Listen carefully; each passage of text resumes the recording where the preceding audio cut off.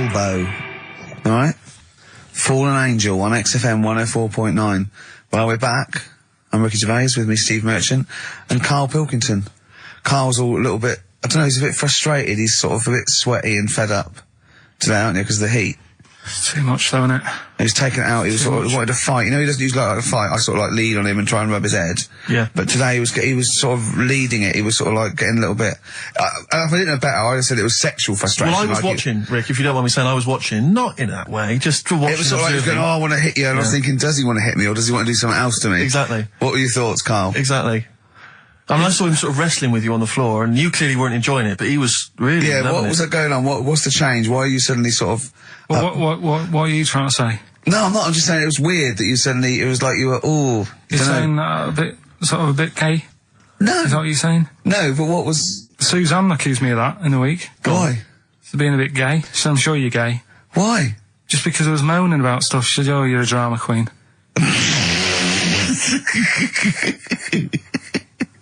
Right, well that's what were you moaning about?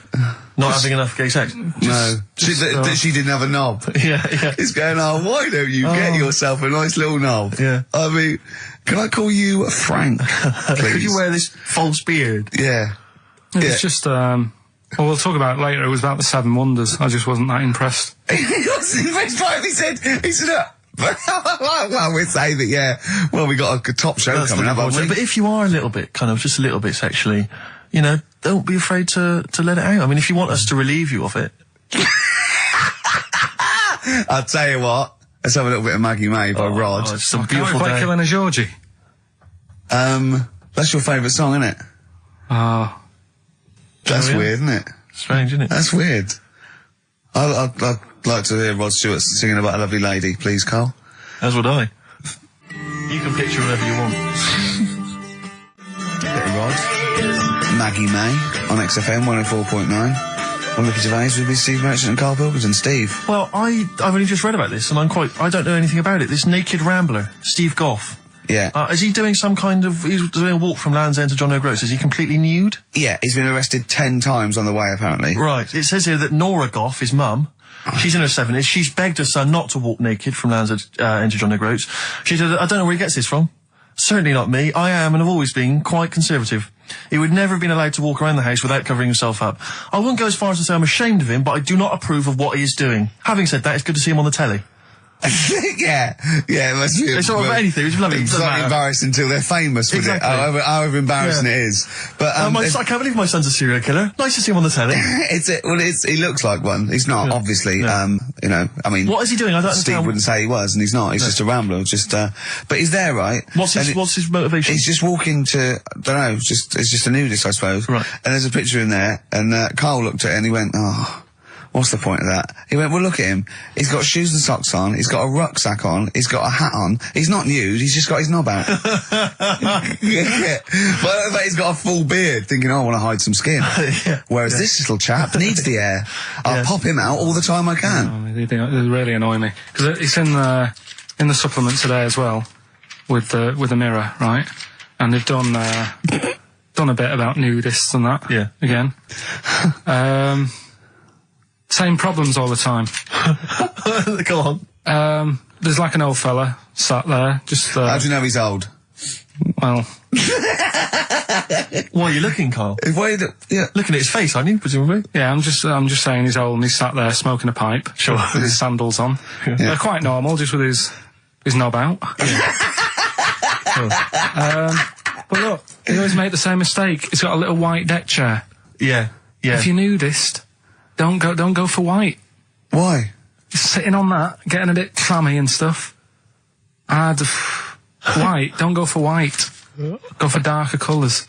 I don't know what he's talking about. So do I, but I love it. I love the fact that he's just got loads of pictures of naked men. Yeah. Walking around with loads of pictures I'm just saying, a dirty arse on that.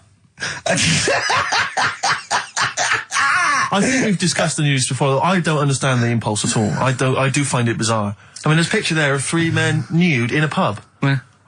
Just having a chat. Yeah. Just having a chat. Oh, look at Karl carrying around those pictures. I mean, okay, fair enough walking around outside, but indoors? In a pub? Nude? Well, it must be a nudist Pop on a pair pub. of shorts. That must be a nudist holiday, I assume. As opposed to, like, the local. There is, though, isn't there? There was a thing in Bazaar magazine the other week where Sure. there was a picture of some people. They've got an airline of their own now. What, nudists? Nudes. Nude airline? So you can get on there. Your holiday starts as soon as you get on. Sure. And, but what's the point? Well, I'd be worried just about banging against things. You know. So to speak. Yeah, my shoes and things. Or spilling the when the waitress comes along. What, the air might she spill hot coffee? Yeah, that's a good point. Would she have to be nude? Would the stewardesses have to be nude? I don't know. But that bit as well, where they walk down the aisle and they have to check if you've buckled up. Yeah. She's like, excuse me, miss, can you just... And over 50s, it's always over 50s. Right, yeah. So it'd be an old woman on the plane. Yeah, yeah. It'd be like, can you just lift your left foot up so I can see the belt? Yeah. Yeah. Oh, God! Yeah. Oh, Imagine dear. if you've got to go into the crash position. Oh, God, yeah. You know? The last thing you see is your John Thomas. John Thomas. As you go crashing into a mountain. Terrifying. And then what if you've got to abandon ship? I know. Well, how would they explain that? Yeah. Go onto an island. Exactly. All right. Or being picked up by, a passing ship. Yeah. Carl, you notice they also play volleyball a lot, don't they? Yeah, I mean, you've always mentioned that, but I thought you were joking, but they love it. Yeah. They said that's what they do. They get to this special holiday That camp. can only be either they got the idea from sort of like Carry On Camping Yeah. or Benny Hill, or they actually like it jiggling around as much as possible. Yeah. But is that safe? Well, I assume so. You play volleyball with trousers on, don't you? I wouldn't have Yeah, thought. but there's a bit of support there. I mean, I was watching athletics, right, the other week. Yeah. Right? Yeah. And I was watching it because there's a lad who I went to school with. He's like winning gold medals and everything now in the Olympics and stuff, right? So I was looking out for him. Now, if you went to school with him, I'm assuming he's got 3 legs or something? No, he's normal. just a regular guy? He used to push me on my go-kart, and so I feel like You've trained I was him, there yeah, from in the the start, training up a bit. Yeah. And watching the programme, and there was swimming in it, and I was watching that for a bit, getting a bit annoyed, because that butterfly stroke, Yeah. I don't know why they do that. No, nor do I. It's just hard work. It doesn't make you go any faster than, let's say, that stroke. The Yeah, crawl. don't do that. That stroke on radio doesn't work. The crawl, yeah. So I was watching that, thinking, that's annoying. Yeah. And then they got onto the running bit, and my mate's in this race. Yeah. Now, they do the side shot, don't they? So you can see who's in the lead. Sure. And then they do that front shot, where it's absolutely pointless. The only reason to do the front shot, I think, is to keep women interested. Because you can basically see his tackle going from left to right, being battered all over the place. Why were you looking? Seriously, you had no choice. If you wanted to watch it, it was like, I was interested if he was going to win, but it's like, But why did you turn over and watch that? Charlie's Angels instead? Because I wanted to see if he won the race. But Or flip back at the end. just flip back to get the result if you don't. Well, Yeah, or at least turn away or close your Well, eyes that's what you've on seen. the front shot. No, I wasn't. I just... Suzanne weird. was happy. Suzanne was loving it. Yeah. And I was like, whoa. Yeah. Just go to the other shot. But they were showing you the front shot and running along there. They could have just shown the top half, but they didn't. Sure. It was there. It's just heads moving along at 25 miles an hour. Yeah. Well, I think you're meant to see the running, the actual legs moving. It's athletics coverage, isn't it? It's not like... But they don't show you a shot from behind. Did you want that? And I didn't want that either. It sounds like you were disappointed. Yeah. Play a record. What are we having? Better Radiohead? Yeah, it'd be brilliant, wouldn't it? Incidentally, last week, you remember, we began the show by talking about knobs. Yeah. I think we've got a bit more knob news this week. There's not much coming up, is it? Knob news is on the After way. Radiohead, more cock. Radiohead and go to sleep. That's not to you. Please don't go to sleep. We've got another hour and 35 minutes of fun chat and great music on XFM 104.9. I'm Ricky Gervais, with me Steve Merchant and Karl Pilkington. Pilky, little K-Man Pilkers, little baldy twat mank whinging, a little bit bent Pilkers. There he is. There he is there. Now, Rick, you may remember that last week we opened with some quality knob news. Knob news, yeah. It was It was Hitler's knob. Hitler's knob was one of them. That just sparked off into a whole bunch of other knob-related discussions. Yeah. And I'm pleased so far to see that we're almost at the halfway mark for this first hour, and so far we've only talked about nudity and/or todgers. Yeah. So excellent work from us. Well done, lads. Yeah. I'm looking forward to Dr. Fox and the rest of the Sony award committee listening to this one. Yeah. But more knob news. I don't know if there's a jingle for that, maybe. You nearly had the eye out. Knob news. Knob news, excellent. This is an extraordinary story. A woman tried to sue her bosses for £210,000 after finding a cooked penis in a canteen stew. Hospital cleaner Sophie, something, can't quite pronounce that name, was eating goulash for lunch and could not cut one of the lumps of meat. Oh, you can see where it's going. I've got so many questions already. I know. She picked it up and tried to chew it, but it was too tough. Then she inspected it with workmates, who all agreed it was a penis. Imagine that discussion. Yeah. Miss McClarter said she vomited for the rest of the day, instantly became a vegetarian, and had to have psychiatric help. It's not known whether the organ was from a human. The case continues. Well, it can be found out, so that's one thing. Obviously, that doctors aren't confused. They're not going, I don't know, I've never seen one like it. Yeah. Also, why is she eating goulash? I know. I mean, that's my first question. Why?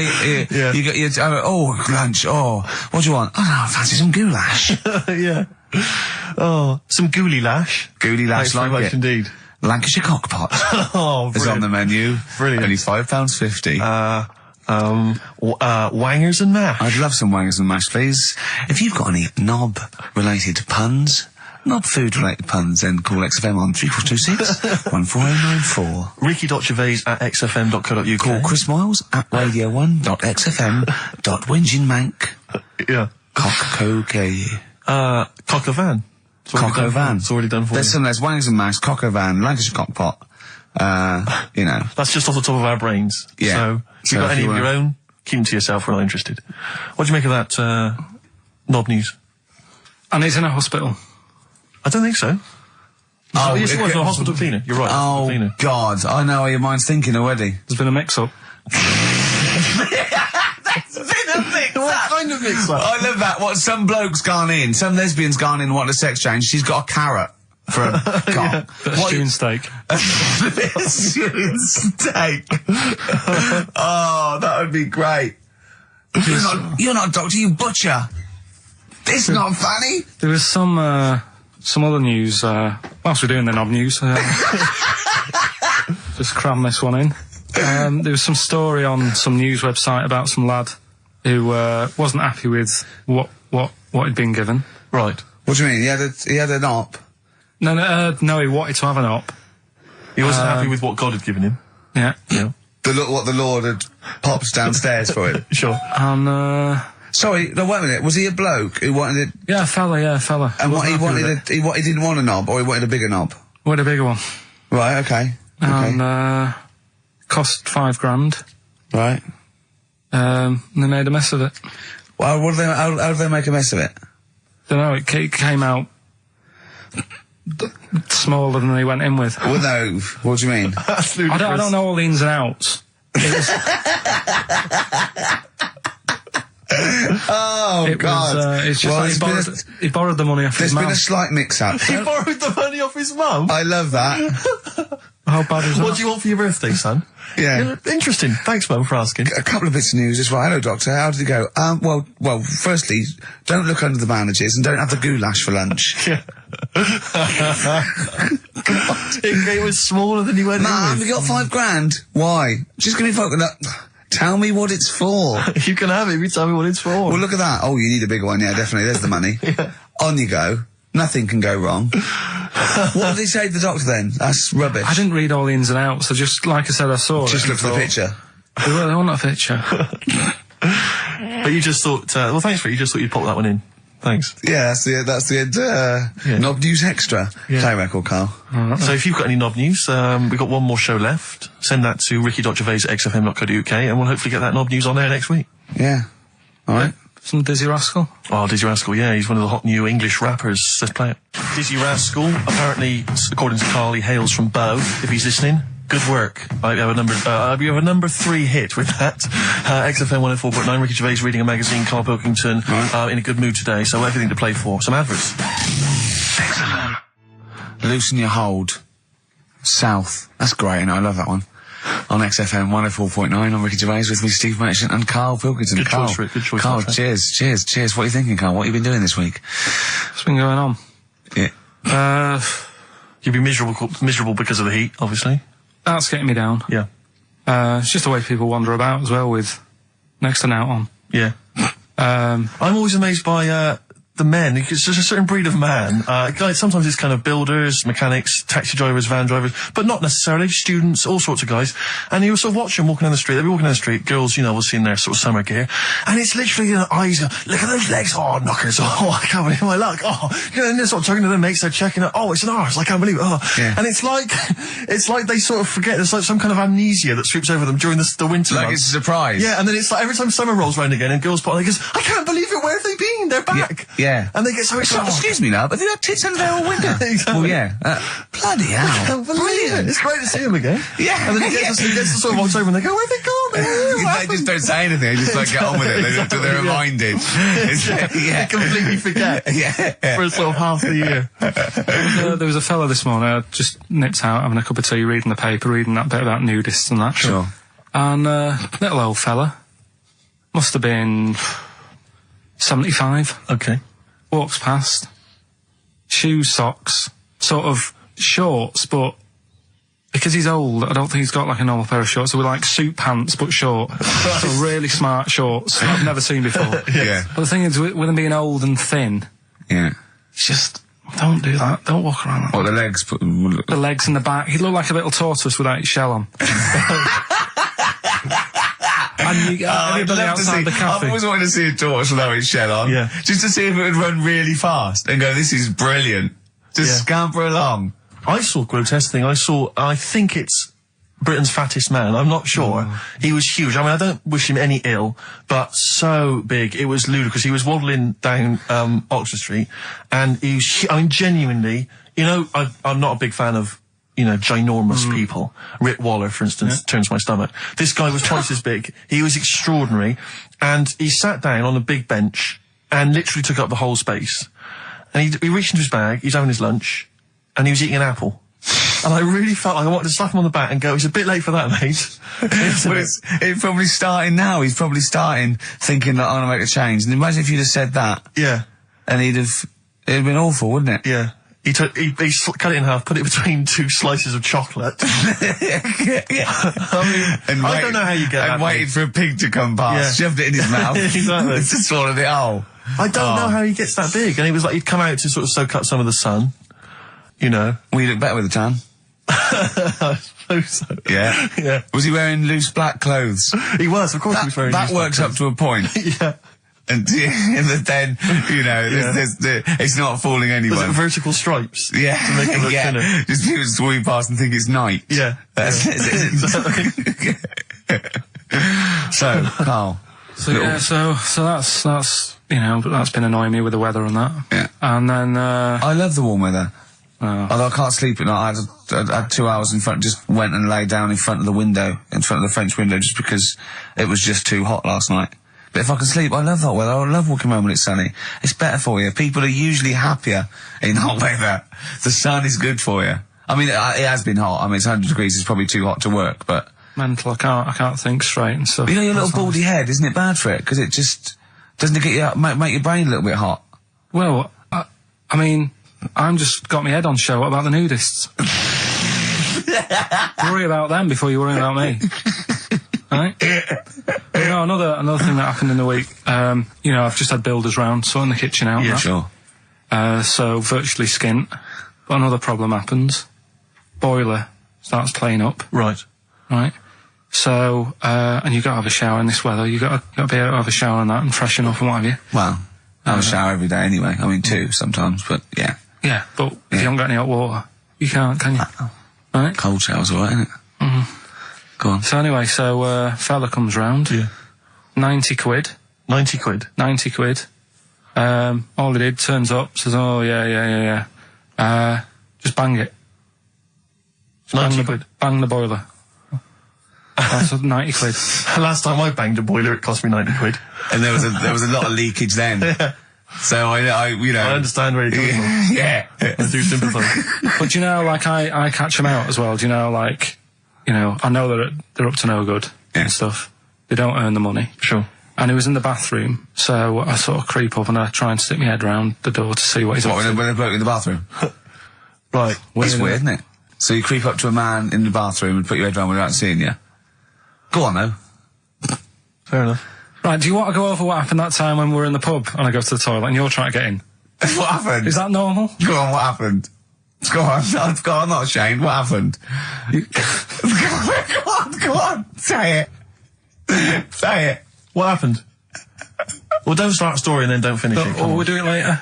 Tell us now. He was in the cubicle, and he got in the cubicle to have a piss to avoid me annoying him, right? So what I did, I got some like liquid soap, and I just put it over and squirted on him, and he came out going, "Look, it looks like someone's just effing jizzed on me. I've got effing jizz on me back." I had to walk through Soho without me back. I was walking through Soho, when was it we had to go to the, when we went to the Ivy with those people? Wednesday. Something like that, yeah. We had a business meeting, right? And, we were walking around the Ivy, it was about 11:30, and I was going down Old Compton Street, and as I got to just going past Mamma Mia, something hit me on the shoulder. I looked down, and obviously it was bird shit, but just for a split second, I thought it looked like jizz, and I just thought, oh God, because no, and I sort of wiped it off, and I thought, right, I got to wash my hands when I get in. It obviously wasn't jizz; it was pigeon shit or something, right? But I had this pamphlet once when I was at ULU. Terence Higgins Trust left this pamphlet, and it was all stuff like safe sex, and it was stuff like. Honestly, I swear, it said things like, you don't have to have full intercourse. It said you can do lots of other things with your lover, like... It said like come into some fruit, e.g. a melon. It says, with friends, just come on the back of one of them, right? And then this is the bit that made me think, and I thought, oh my God, when I looked down, sort of on my shoulder, it says, come out of a window. Yeah, on any passing celebrity. Oh God! Oh, I'll get that pamphlet. If anyone's got that pamphlet, it was brilliant. So, yeah. Good, right, well, let's play a record. Do you reckon Noel Edmonds did stuff like this on his show? He's back. Oh dear. Smiths and Usk on XFM 104.9. Before that, we had Spunky News. Spunky News. Coming up, Monkey News. That's the sort of linked. This is Dr. Fox is no better than this. No. You must see we're getting better now. Yeah. Have you got any other news there, Carl? Well, you were just talking about bird muck. What a classy show this is. Yeah. Bit of it, I imagine someone just having a barbecue, tuned into this. Yeah. Can you turn the radio off? He's talking about coming out of windows again, darling. It's putting me off my sausages. Oh, well, I was walking down the street and this pigeon, sparrow, whatever, did its thing, and it landed on my ear, and I was like, oh God. So I thought, well, I'm not going to wipe it off.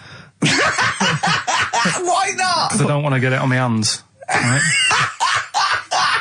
So I thought I'd leave it till I get home. So it's probably about... So you went to work. Oh, met some friends. Yeah. Oh, about midnight. Went on the pool. So I was best man, so after the speeches, that is brilliant. No, it was on there for, I don't know, half an hour or something like that. Brilliant. And I get home and get Did it not kind of slowly ooze down your neck? No, it's fairly hard. Right. And sort of corroded my ear. What are you talking about? Why did you leave it there, though? Why not just wipe it off with something? I can walk round with... Pop in a newsagent and buy some tissues. And then I look stupid. What? do you mean? Where is the bird smuck on your ear? Brilliant. They're all wearing that now. But no, what is it they eat? It's alkaline. No, it's really strongly alkaline, isn't it? Or is it acidic? I don't know. Maybe someone knows. Is bird milk acidic or alkaline? But it's corrosive, yeah. Weird, Yeah. weird. Weird, It isn't it? didn't seep into your brain. Yeah. Listen, do you want to do you want to set up Songs of Phrase? Yeah. Oh, God. If you've not heard the show before... I thought we weren't doing this week. I thought we weren't. No, we'll do it once, right? And then next week's the last one, so we'll do Rockbusters. Leave That them might be the last one ever, depending on whether Carl decides to come back Yeah. in October or not. I'm bored of it. I told you I'm bored of it. Why are you bored with it? I get bored quick with stuff. Yeah. I told Suzanne the other night, and I look she was, that I haven't got rid of her yet. She's, you know what I mean? Things. Did you put on a soft music though first, didn't you? You didn't just like start getting that right. you opened a bottle of wine. You're a very lucky girl. Sorry? Well, I usually get bored with you and that. Yeah. Oh, dude. You're lucky you haven't pissed off. Yeah. Do you want to open the champagne or what? Well, she was annoyed the other Carl, night. what's that on your ear? Don't worry about it. Where'd you get out? We're walking to the pictures, right? To go and see Bruce Almighty. Sure. Why? And just something to say, innit? Yeah. So you were trying to sneak in the back. So on the way, cutting across Leicester Square, and those fellas who sell roses, he comes over. Do you want one? Do you want one? I said, don't do that. She's allergic to them. Right. So he'd go away. Yeah. She got all annoyed about that. Because she's not allergic to them. Well, she's not allergic now, but they're about £3 each. She go, what the, But the point of that, Carl, is not that she really wants a rose, it's that you're willing to spend £3 on her. Taking her to the pictures. How much was that? That was £8 each. Did you pay for it though? But didn't you ever... If I know you had her dressed up as a small child. yeah. Me and my son, please. Or you made her sit on your shoulders and wear a long coat. Yeah, exactly. Anyway, listen, Songs of Phrase then. You paid for her to go in and then you went and had a pint while she watched it. Yeah, there's no point in both of us seeing it, but tell me about Tell it, me won't what you? it's like. Oh, right, Songs of Phrase. So let's explain what Songs of Phrase is. You do it. Okay. Oh, really? If you think that Carl is bored with life, then you will be even more bored once you have heard this particular quiz. The gist of it is that Carl has taken a well-known phrase Well, or saying no, stop you there. Not a well-known phrase. Something that he said once. on this show, Yeah, probably. and he's somehow compiled together a number of different songs which have somehow built up that particular phrase or sentence. If it's anything about Chinese people, Philip Bailey will be involved. That's all I can say. Okay, let's hear it then, Carl.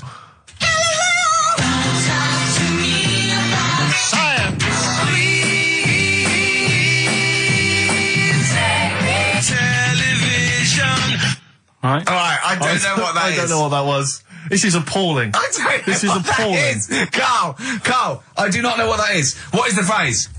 I just was saying last week about everyone's raving about Galileo. No, they're not. No, they're not. Raving about Galileo. No, they're not. No, That sounds they're like not. a sort of B-side from Yeah. the Buggles. Everyone's raving about Beyonce and Robbie Williams. Yeah. They're not, people going, Pop what, Idol. what are you into? Galileo's good. Yeah. Forget it. No! Placebo, song for Carl there.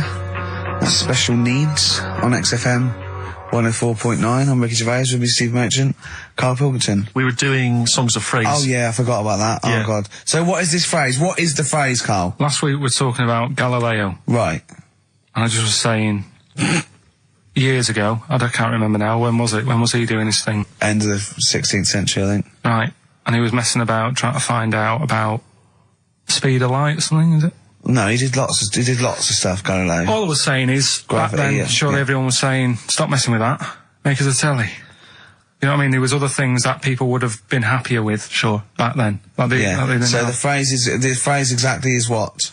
The well-known phrase is what?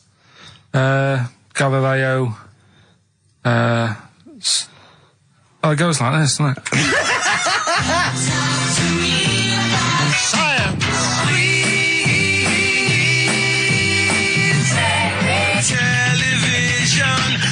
Right. So it's Galileo's stop Talking to me about talking about science. science, make me television. Make me television. Yeah. So you email in with the bands and that. Brilliant. Right, let's... That is rock bottom. I mean, the well-known phrase being Galileo, stop talking to me about science, make me television. As a well-known phrase is one of the weirdest things I've forget cheers out of windows and things like that. That is the weirdest thing I've heard on radio as a competition. Can we have that one next week? Okay, well here are the prizes. If you think, Rick, if you think the quiz has hit rock bottom, wait till I tell you these prizes. No, brilliant. Oh. I know that we're very much pushing new music on XFM, and it's an alternative music station, so you'll be pleased that we're giving away now That's What I Call Music 55, featuring the likes of Busted and Daniel Bedingfield. Brilliant. You really know how to cater to our audience, don't you? The best dance album in the world, that includes DJ Sammy, Scooter, and Liberty X on there. So look forward to that. Yeah. This is not so bad. Nick Cave and the Bad Seeds, a live DVD of a, pardon me, a performance, and some, pardon me again, but, anyway. That basically sums up the prizes. So, I won't tell you the rest, they're all monotonous. But, anyway, I think those crisps, Rick, have gone down the wrong way. Although I was eating goulash earlier. Sorry. I'm fine. So anyway, yeah, that's some of the prizes. And you can win some tat. So, if you can identify these artists. The well-known phrase, Galileo, start talking to me about science, make me television.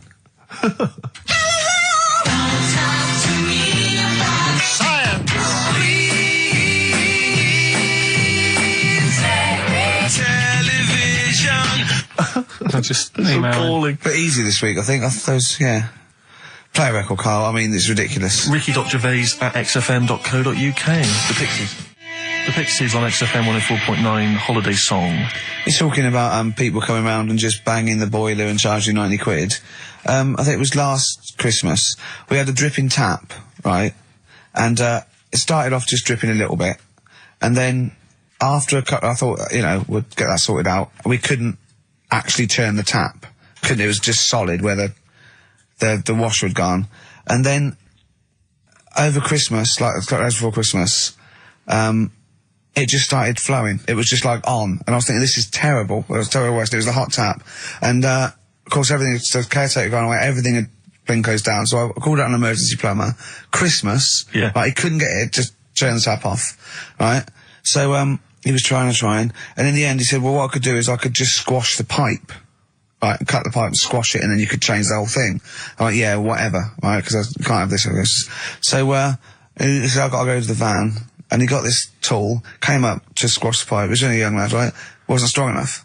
So I had to help him squash the pipe. Right. He squashed the pipe, cut it, put a little nozzle on it, just to seal it, right? And I was 180 quid. 180 quid? And I want to say, surely that's half mine. Yeah. I helped it, and I was sort of being sarcastic. When Johnny was there, I was going, how much was that tool? He went, it was only about 9 quid. I went, pays for itself, isn't it? Yeah. And I was going, can I get one of them? He was going, yeah, get them anywhere. Obviously, didn't it? And then he went, I wrote a cheque for 180 quid, and he went, oh, I didn't charge you for the nozzle on the end. I went, no. He went, I said, how much is that then? He said, £2.50. So I can leave you cash for that. £2.50. £182.50. So he hadn't even really sorted the problem out. But what can you do? What can you do? He wasn't ripping me off. That's the prices. Yeah. He's not going to go, I'll tell you what, mate, because you helped me, call it quits. Just buy me lunch. It's not going to happen. Yeah. My mate was locked out of his flat once, and he went out and shut the door behind him, and that was it. And he looked through a letterbox, and he could see his keys, right?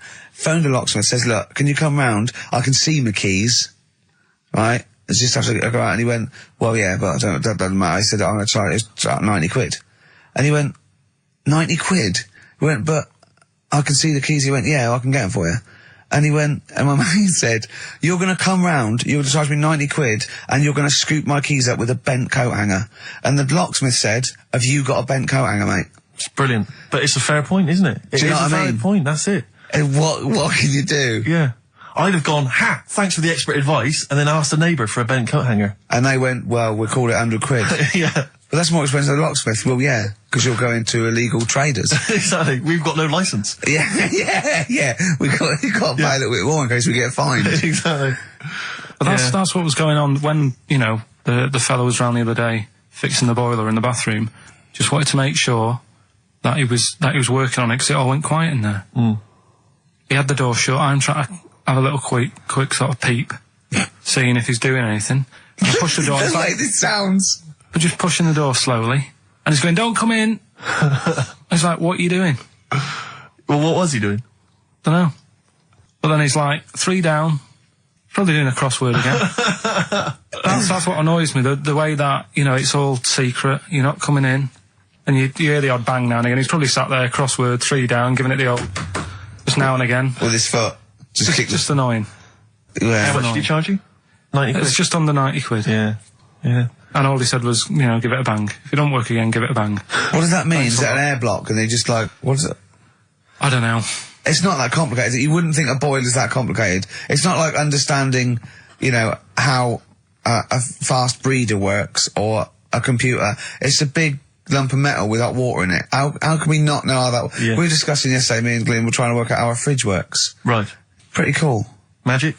It is the magic comes down the electricals into the frozen peas. That's what I thought. Yeah. Yeah.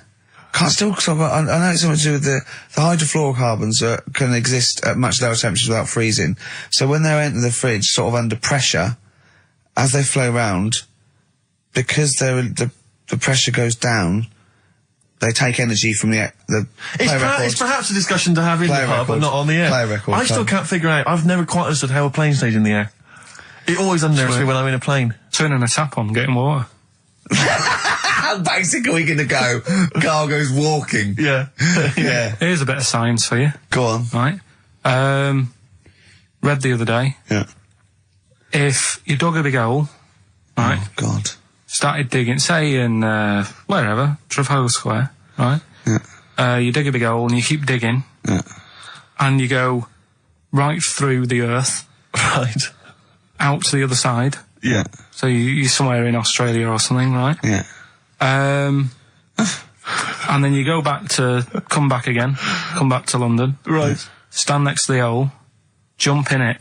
Apparently, you can jump through the world in 42 minutes. It's interesting. But then I was thinking, will you fall? And then when you come out the other end, would you fall back again? Well, yeah, you would, wouldn't you? What would happen is you'd accelerate 10 metres per second to the centre of the Earth.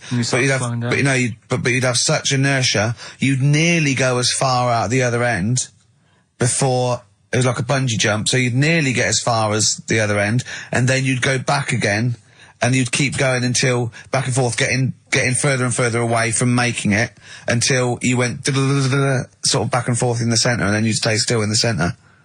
Have you drilled a hole through the earth? Get in touch. Email xfm.co.uk and just let us know how you got on. Did you get to the other side? Did you get to Australia? Did you buy one of those funny cork hats? Did you see Paul Hogan? How does a fish work?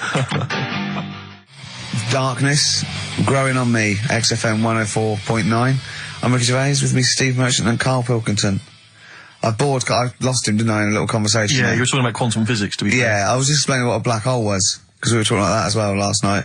And just halfway through, he just went, yeah. And put his headphones on. Yeah. Brilliant. Yeah. Oh, the thing about Carl is he speaks with such authority about things that he thinks he knows about. Monkeys. And when you try to explain to him about stuff, he goes, no, of course ghosts exist. And you try to explain to him why it's conceivable they don't. No. He can't be bothered with that. Yeah, you did all your learning at about 12, didn't you? Yeah, but I'm still picking bits up now. Said without irony. Oh, brilliant. What have you learned recently? Anything interesting recently you've learned? Darwin, that's why I was asking you about him. Right. Yeah, Darwin, we know what you did, didn't you? I don't know what he did. I just read the other day that they've got a treatment for whatever illness he had. I thought it was a bit late. Can you imagine that, saying that to his family? What did Darwin do? I don't know, you were just trying to explain it to me, but I'm busy doing stuff, aren't I? I can't take it all in whilst I'm sorting the ads out, putting CDs in. You know what I mean? Ticking off the knob news. No, but he formulated the theory of evolution based on natural selection. Yeah, but wait, though. Do you think that's good? Do you think he's, well done? You're impressed with that? Because you're not impressed with things like, you famously said, Newton, so it said gravity, but it was already there. If we'd have been floating around, it'd been a problem. We weren't, so keep out of it. That's what you said. You said Einstein. I've never used EMC squared in my life, but the bloke who invented the video recorder, I watch one a week. So I wonder if you're impressed by Darwin formulating, I think, the most important scientific theory since Newton's laws. Has it made a difference? Or whatever he said, would it have happened anyway? You can't do that. You're not allowed to say that. You can't say, oh, well done, I'd have found it eventually anyway. You can't do that. You've got to give people their due, do you know what I mean? But now it's difficult to find stuff because there's less to find out now. It's not a competition. But on what scale? On what scale are you looking at? Why do you mean there's less to find out? Well, no, I mean, they're bringing stuff out that... Do you know what I mean? It's The just... iPod. Well, yeah. Sure. Didn't see the point in that, No. the iPod. Do you know, he actually listed the 3 songs he'd ever want to carry around with him. I can't remember what they were. What are the 3 What songs was it? you'd put on Killing your a iPod? Georgie. Killing Georgie, yeah. Yeah, what else? Probably have Elvis in the Ghetto. Right. Yeah. Moving. Living in the City. Stevie. Do you know what I like? Do you know why that? Because that's like a little film to him. Yeah. That's 3 songs where there's a little story. He knows the ending. Yeah. But it's someone singing it to him. A little... Just put them on it. How many songs can it hold? Well, 7,500. 7,500. Put that on 7,500 times. Sure. Well, you don't need to, do you? I mean, that is like that joke. The wish. Imagine putting on 7,500. You know that joke about you got 3 wishes. It says a never-ending bottle of Guinness. And he goes, second wish, you have 2 more of these. Yeah. You don't need to put them on 7,500 times, do you? No, you don't have to. Never mind, Carl. Never mind. Answers rushing in, we should point out, for the quiz. Most of them agreeing that it's pointless. Some people have called it... It's songs of phrase, of course. Some people are referring to it now as songs of arse. Which is more than appropriate. But you'll be pleased to know that it's ending this week, and next week we've got the return of the even more pitiful Rockbusters. For the last one. That's back for the last one. We perhaps also need your petitions to Carl. If you want us to stay on the air, then you need to petition Carl, giving good reasons why he should stay, why this show isn't boring, or rather why he shouldn't be bored by it. I mean, you're bound to be bored as listeners, but obviously he's running out of steam now. What are you fed up with? You're just fed up with, in general, are you? I mean, you want your Saturdays back, do you? Just want a bit of a life back, that's all. But you don't do anything with your life when you've got why it. don't you do this instead of, like, your day job? Can't. It's more important than my day job, innit? That's what earns the company money and that. Know what I mean? Well... So... Why don't you do a regular show then? Sack someone who's, you know, quite frankly not putting in the weight. I've done that. I did that years ago. What do you mean? Done it. Told you, I've done a lot of stuff. Boxing, done. Tick. Dancing, done. No, you turned up, the place was shut. Yeah, but... Dancing? When did you do dancing? That's when he went and said, I want to do dancing, and he went along to the place, and it was shut, and that was it. And he said, I didn't do it anymore. That's not doing it, is it? Boxing, he had a fight with one lad, then the lad beat him up, and he didn't go again. Oh dear, it's pathetic. Well, anyway, yeah, so this is basically our penultimate show. Next week's the final, and we're all looking forward to that enormously. Yeah. But that may be it forever then, and this, you know, all for one, all, you know, one for all for one. The Three Musketeers, gone forever. Yeah. I, for one, will be pleased. Oh, I have to get some of these taped, because I like coming in and sort of, you know... Incidentally, Rick, don't be afraid to nick as many CDs as you see fit on that last show. People have already nicked them. No, I know, but just take whatever you want. If that 4 Non-Blondes is still there, isn't it? I think it's still there. Because I don't want that to be nicked. Yeah. And I got a feeling, because I don't think there's any Smiths in the library, but there's quite a lot of Gina G. Really? What? What was that sigh for? Nothing. What? Ooh. Play a record. Monkey News is on the way, plus the This results. isn't radio. You've got to keep talking or playing music. Play some music? Yeah.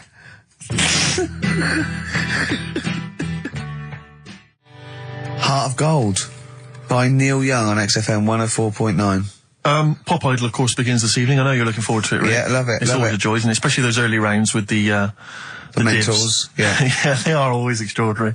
That's the only reason I watch. I mean, I can't be bothered with the later contest. It's just watching the freaks for the first couple of weeks. It's an absolute pleasure. Yeah, I sort of like watching the judges. They're good as well. Oh, the judges are good, yeah. I like the fact they've got their little shtick, you know, the special jokes they've obviously written or just waiting to get them in. Yeah. It's just Yeah. great. But I like when Pete Waterman cries as well. does he cry? Sometimes, if he's moved by it. He's better than bloody Bobby Daddon. Like it, yeah. Rosie Ribbon made him cry. He just wells up and then... like that. That's good, I like that. He talks a lot of old arse, doesn't he, Pete Waterman? I sort of quite like him, Oh, though. I don't know, I find him irritating. Well... It's like he genuinely thinks he's up there with Lennon and McCartney. That's one of the great kind of pop swingales of his time. Yeah. And, you know, I don't know, you wrote songs for Sunita. Well, Don't yeah, be that let's not knock him. There's Foxes on there. True, no, Dr. Fox is a genius. And obviously can step in if there's any medical emergencies. Rick Waller, you'll be pleased. Now, obviously, as you know, I'm a huge Rick Waller fan.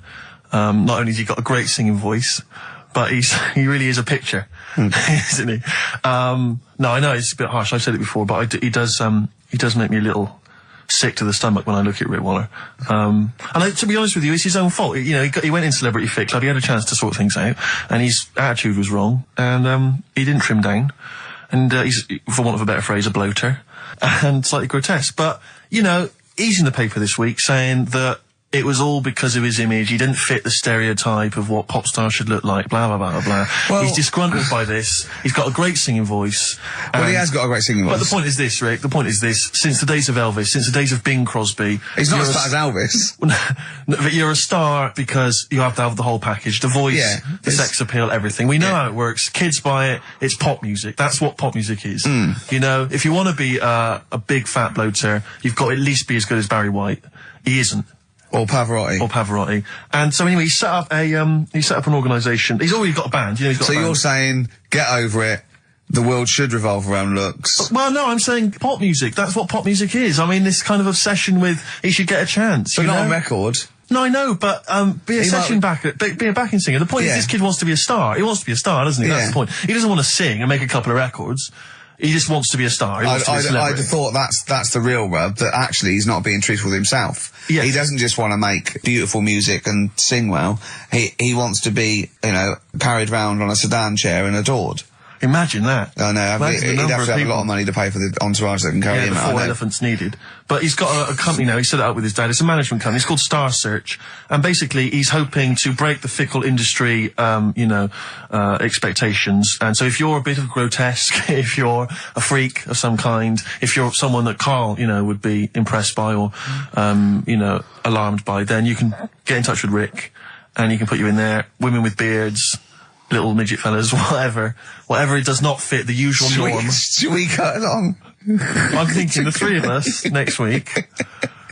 We won't have much to do after next week. You know, Ricky's got a bit of a singing voice on him. I'm learning to play Blowing in the Wind on the keyboard by Bob Dylan. Yeah. So I can master that. I don't know what you can do. You can dance. You can dance, can't you? You know that. You've done it. You've done dancing, so... Exactly. It's like, you know... Little Donkey. We'll have a hit at Christmas. Perfect. I'm good at that. What were you meant to be playing when you did Little Donkey in the play? Drums to We Three Kings. But you just busted live, didn't you? Done that. We're just talking about looks and stuff, right? Always. Because, you know, it sort of cheeky freak of the week, we did that and I stopped doing it. Sure. It was upsetting a few people. There was a thing on the website the other day about Elephant Man. Yeah. Right? Just keeping up to, you know, up on the news, what's going on there. And, Drunky news. They did a thing about him and what he'd look like if his head wasn't messed up. Yeah. Yeah. And they made a little picture for him. Was he quite good looking? Not bad looking, but you can't use it. It's not like you can't put it on a passport. Sure. Yeah. Well, and the fact that he's been dead for several years. Yeah. No, but they also do that sort of thing for people who are alive. They say, this is what you look like. So you can't use it for that. Yeah. You can't use it on that's sort of like rubbing it in though, isn't it, really? It is a bit. Yeah. Unless they said, good news, you were ugly anyway. Yeah. So he got honest. You wouldn't have pulled it. You didn't look like an elephant. If you were symmetrical, you weren't a looker. You couldn't use it on a little dating agency picture. This is what I look like. Yeah. This is what I would have looked like. And they phone up and go, I'm intrigued. What do you mean would have looked like? Well, I'll see you, as we said, 7 o'clock. How will I recognise you? I'll be eating buns. Yeah, look for the giant cauliflower. Yeah, in a coat. Exactly. I love the fact that you're keeping up to date with what the Elephant Man might have looked like. Yeah, exactly. That is amazing. Karl's news is largely what's happening in around 1880. Yeah, or what might have happened around 1880. No, but it's sad though. Did you watch that thing in the week? That What Are You Staring At programme? I didn't know. I couldn't face it. I know what you mean. It was about people who'd had unfortunate deformities. Yeah, and it was really sad. I suddenly felt bad about, you know, some of the stuff we'd talked about and what have you. Cause Can I just say something, like, that's quite a nice thing to say. I suddenly felt bad about some of the things we talked about. Should we go over what we've discussed today? What? What subjects have we brought up today? How can you feel sorry about things like that when we're still doing it? No, I'm just saying, you know, you have a laugh and that, but then you see a programme about it and you go, oh. What, you realise they're real people you're talking about? Yeah. When do you ever forget that? When do you ever forget that when you bring up these cheeky freaks of the weeks, or when we talk about Rick Waller, that there's not a real person on the other end thinking about it? Yeah, but sometimes it's hard because they don't look like real people. Don't slag off Rick Waller. That girl was on with a big head. It's like Bo Selector. We played some Dizzy Rascal earlier, And that was wicked. exactly. And he's the new kind of the kind of London rap sensation. Yeah. But let's not forget Credit to the Nation from 1994. They're from Teenage Birmingham now, sensation. Steve. Whatever happened to MC Fusion? He got a lot of bad press at the time. People didn't respect him. But I'm listening to that now. I think it was bloody brilliant. Yeah. All right. And crucial, no? exactly. Adverts. Kings of Leon, Molly's Chambers on XFM 104.9. I'm Ricky Gervais, you're Stephen Merchant, and that little bald head mank over there is Karl Pilkington. Cockaliki soup. Cockaliki soup is fine. That was one from Nick. Thanks for that, Nick. Yeah. Is it I monkey was news? referring to the woman who chewed on a knob in a goulash. exactly. If you just tuned in, you've missed that hilarious story. Yeah. We just still don't know why she was eating goulash. I've got a rash, look, come up my arm, look at that. Brilliant. Fascinating. Thanks for that. That's from rubbing his head, getting him in a headlock. And have you got some on your hair? Because look at that, that's like a heat rash. What do you wash your hair with? Have you still got that bird shit behind your ear? What is that? That's really worrying, isn't it? It's like how, like, the body changes over many years of sort of certain things. Yeah. It's like your body changes to protect yourself from the sun and what have you. Yeah. My head just got used to being rubbed. It's Yeah. reacting now. Oh, that's a defence mechanism. Yeah. Right, I see. All right. Look at that, that's horrible. Anyway, You've got something on your hair, you know. Monkey news? I was going to say the winner. I don't think anyone cares. Oh, come on, someone got all of them, didn't they? Well, okay, play it again then. This was Songs of Phrase. You did this The earlier. well-known phrase is Galileo, stop talking about science, make me television.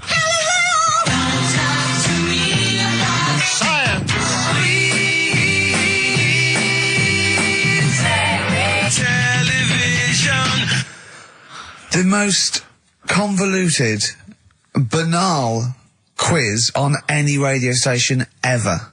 I mean, I'm including Moyles, Chris Evans, do you know what I mean? Simon Bates. That's worse than anything they ever did. Apparently, Channel 5 have bought the rights. Anyway, what were the brilliant. answers, Carl? We had Queen in there, Altered Images, Thomas Dolby, Yeah. Beatles, Aretha Franklin, and Red Hot Chili Well, Peppers. extraordinarily, Tracy and John Burton from Colchester and Essex got all of those right. Why they would want the prizes, I've no idea, but good luck to them. They can enjoy those at some point. God bless. Okay, Monkey News? Do you want a bit? Yes, please. Play the Jingle? jingle. This rash is weird. Oh, chimpanzee that monkey news. Right. Right, they were filming a documentary, right, this telly company, Yeah. doing a documentary. Who? Which one? Which one? Which one? Don't know. No, right, what was the documentary about? About monkeys. Yeah. Where was it? Where was it? Africa. Right, when was this? I haven't got a date. Okay. Recently though, since the advent of television, obviously. Yeah. Yeah. Actually, a bit of extra monkey news if you want it. Okay, always. Do you know the, Monkey News Extra. Go on. do you know the Halfords ads? Halford's ads? I don't think so, no. What happens? Halfords, they've you know, they sell nuts and bolts and stuff. Right. They were using monkeys in the ads. Okay. Um, Yeah. And what happened? packet. Don't they sell bikes, Halford's? Well, mainly. Bicycles and motorbike stuff in that. Okay, so they're using monkeys in the advert. What happened? I can't handle it. What? I can't do this. Look at What? him. Look at him. I don't care what he's doing. Well, basically, right, they've, there was a load of hassle because they were using these monkeys in this Halfords advert. Yes. Right. And what happened? Get to the point. It turned out it wasn't a problem because they were mechanics in the first place. Well, they were monkey mechanics. Yeah. What are you talking about? Mental. What are you talking about? That's not a story. Right, anyway, listen, let's get back onto They were it. mechanics in the first place. Right, listen. Right, so they're making this documentary. Right? And stumble across a little gang of, Come on! Get on with it, please. little gang of monkeys. That's Yes. the first time I've ever laughed, I'll hear that. I know. Well, brilliant. What do you want? A cake? Come on! Can we play a song? Oh, I don't understand what is wrong with you, you freak. It's making me laugh. Just tell us the story. All right then. All right. So anyway, right. So there's this documentary being made. They found a little gang of monkeys. Right, play a song. I don't know what's going on here. I apologise. It's just if you were looking forward to monkey. Got to hide your love away. According to the Beatles on XFM 104.9. I'm Ricky Gervais with me, Steve Merchant. Right, Carl, come on. Monkey news. Everyone's composed. The jingle, please. Oh, chimpanzee that monkey news. Excellent. Okay. Right, where were we? We were just start again. There's some people making a documentary. For what? Okay. Making a documentary in a jungle and that. Right. Stumble across a little gang. Okay, come on. All right. A little gang of monkeys. Yeah. Oh, come on. So the camera crew are there filming it. Yes. Everything's going normal. It's all fine. Nothing odd about it. Okay. They're not running a restaurant, they've not got any barber shops, nothing. No. Just regular monkeys going about their business, yeah. So anyway, what normally happens is the monkeys sleep with a partner. They already do what? They don't sort of sleep around and that. Once they find the girlfriend or the boyfriend or whatever, yeah. they stick with them, right? Okay. But anyway, they were watching this one, right? And it's going around a bit, sleeping around. Oily. And it was getting fatter. They thought, this is a bit odd. Yeah. Right? So, followed it round. And, see it having it away. Turns out, little prostitute.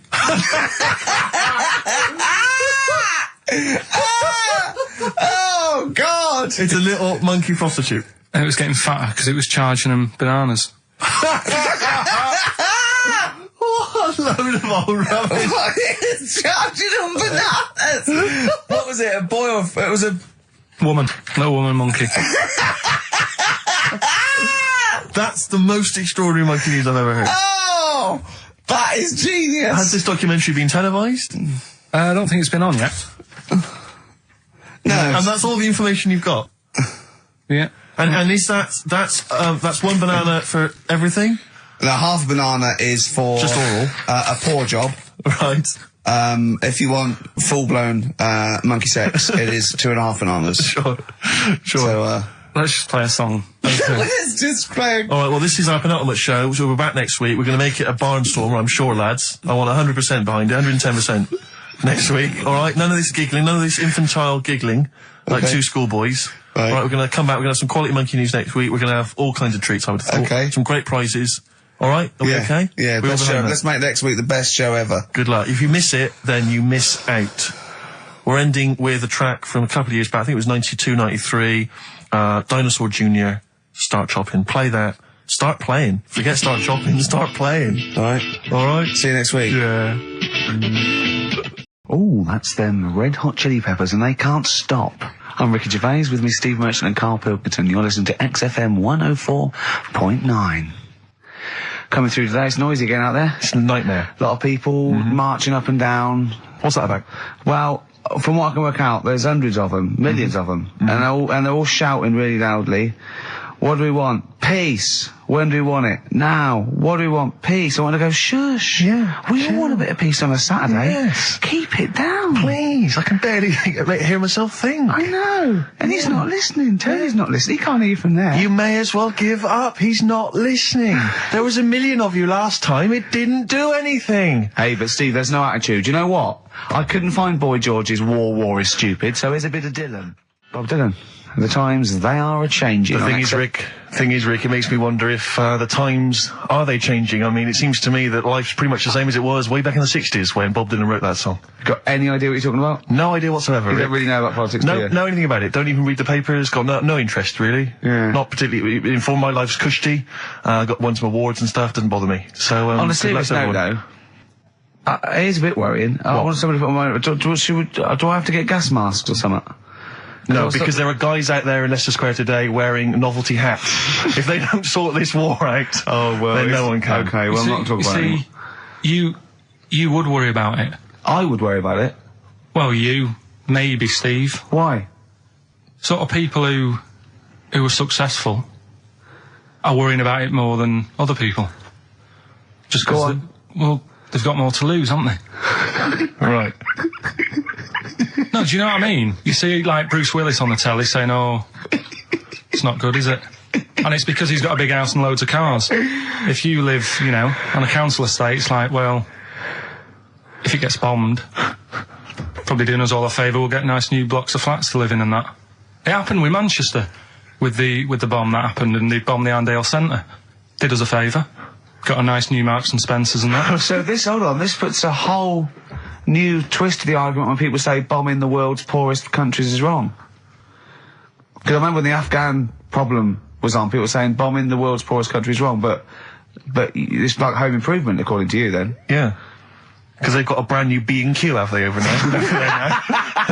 They're popping down there every Sunday. Anyway, let's not go on about it, because... Yeah. Well, think what you're saying. Yeah, I know. My family was killed, but look, a carpet warehouse. Yeah. Do you know, I think, you know, people don't want to hear about this today from us. They want to hear, you know, the new features, the songs of phrase. What song's a phrase? It's the feature we started last week, where we take clips of songs, we make up a phrase from the show. I mean, a famous phrase, last week's world famous phrase was, there's this airy Chinese kid, you'll remember. Yes. Well, it was called Crosswords last week, but Phil emailed in a good suggestion and said call it Songs of Phrase. Brilliant. Songs of phrase. Songs of phrase, but perfect. So are we still going with Cheapest Chimps? We're persevering with that, aren't we? Got some Cheapest Chimps lined up. We'll be doing that before 3 o'clock. Yeah. Great. Again, who else can say that? So good. So for the next 2 hours, everyone should just bury their head in the sand, ignore the world's problems, and enjoy features such as Cheapest Chimps and songs of phrase. And a bit of Shearing Breaks. Oh, class. Trying to stop suddenly in Italy. TB. Turing Breaks. It's like a rockbuster, Carl. They were the good old days. I know, yeah. Painkiller on XFM 104.9. But look, Rockbusters is gone. Forget Rockbusters. Long live Songs of Phrase. Over to you, Carl. All right, well... You know, Rockbusters was one of the things they were protesting about last time. that was why I just had to listen to them. They just kept stopping me in the street as I was trying to get to the tube. You've got to stop Rockbusters, it's run out of steam, they said, and I'm glad. Yeah. That's why they always do it on a Saturday. Yeah. They make their way to Leicester Square for 3 o'clock. Yeah. Right. Songs of Phrase. What it is... Songs of Phrase. We took a phrase from the show last week. It was, there's this airy Chinese kid, right? Today, we're going back to the good old line of, you never see an old man eating a Twix. Sure. Right? How long is that? No, you'll never see an old man eating a Twix. You'll never see an old man eating a Twix. Not as many as you think, though. It's not that many. Well, how is it not that many? Right, well, first of all, anyway, don't worry about that. I think there's about 5, I think. Hang on a minute. Oh, God. Why do we leave him alone to do this, I don't Steve? understand. Do you know what I mean? It's like, I'll tell you what, we were flying them. 6 different songs. 6 different songs? That's a lot to get, Carl. But what happened is, I couldn't find a song with Twix, so we've changed the chocolate. Oh, this is rubbish. We're not doing it. We're not doing it. No, you've got to be punished. We're not doing this. Do it next no, week. you'll like it. No, shut up, Carl. No, just no. We're He's not put a doing lot of effort in. So what? You're right. He's got to do it right. He's got to do it right. No. There's too many. We said too many. It's not. He's changed the thing. It's not a one-off phrase. It's ridiculous. No, it's absolutely pointless. Rick, if only his parents had spoken like that to him sometimes in the past, maybe we wouldn't be having this discussion You're not doing it. Come on. No. We're not doing it, Steve. What do you think? I'll tell you, we've got the prizes, but I'm not even going to bother giving. I'm not even going to bother. I think we'll just share them out amongst homeless. Absolutely. No. There's troubles in the world, and I'm not going to let you faff around doing nonsense like that. It's ridiculous. Well, let's do it for this week. Let's play a beautiful song. What do you think? I'd love to hear a great song. Yeah, the times they are changing. We've said that. Look at Mother Nature on the run. Look at Mother Nature on the run, Steve. Yeah. Play it. So we're not doing... No. It's your own fault. Neil Young.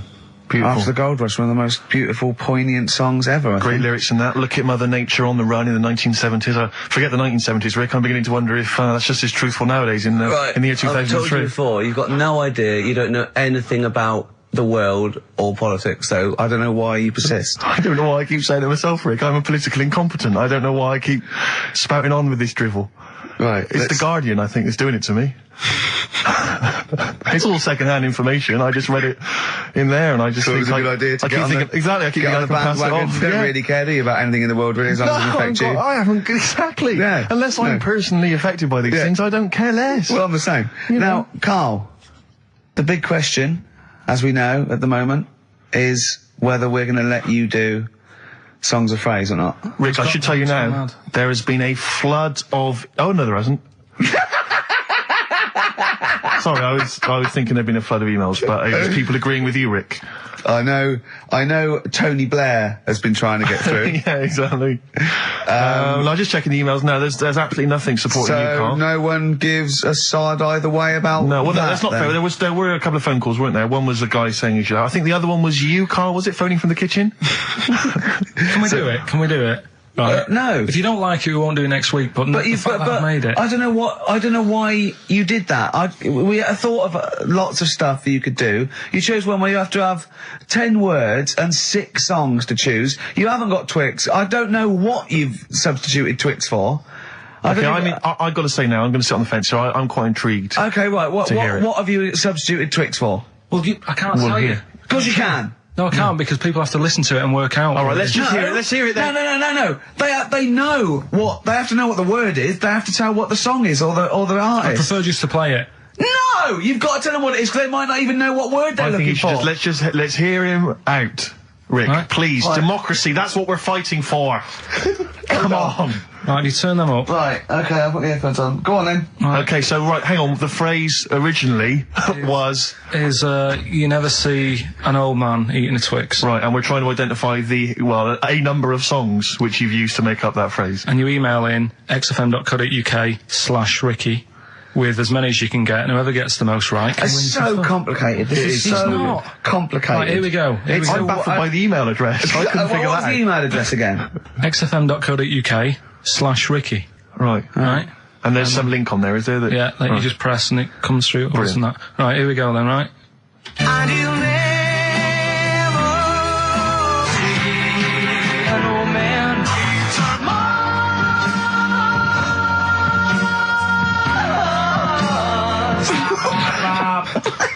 Well, I missed a little bit at the end. Let's hear it again. Mars, ba ba ba. Let's hear it again. And you'll never see an old man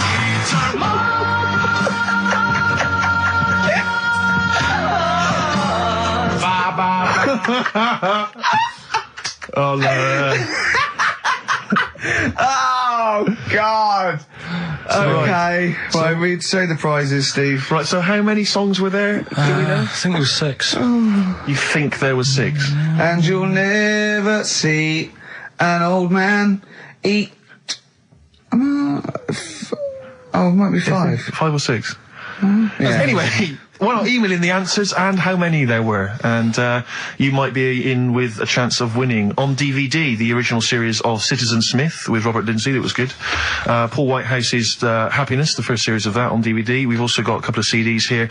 The Best of Britpop, Live Forever, Oasis, Blur, Radiohead, and all the rest of them on there. Right. Supergrass's current album as well. That's all I right. think it's a current album. Yeah, it is. And Okay. less convinced by this one. If I tell you that some of the artists include Delamitri and Deacon Blue, then I know you'll be rushing out later, Rick, to buy this. Scotland Rocks. A compilation of... Is Wet on there? let's see. What about Biss? What happened to Biss? Let me see. I'm not gonna... I tell you, it doesn't... I mean, we've got Gun on there. Oh, yeah. We've got... baby, lately. Aztec Camera. Yeah. Big Country, obviously. Proclaimer's not on there.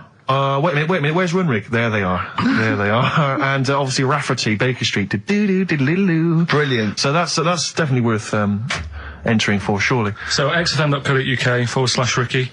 Play it one more time. Yeah. Just in, right. And you'll never see an old man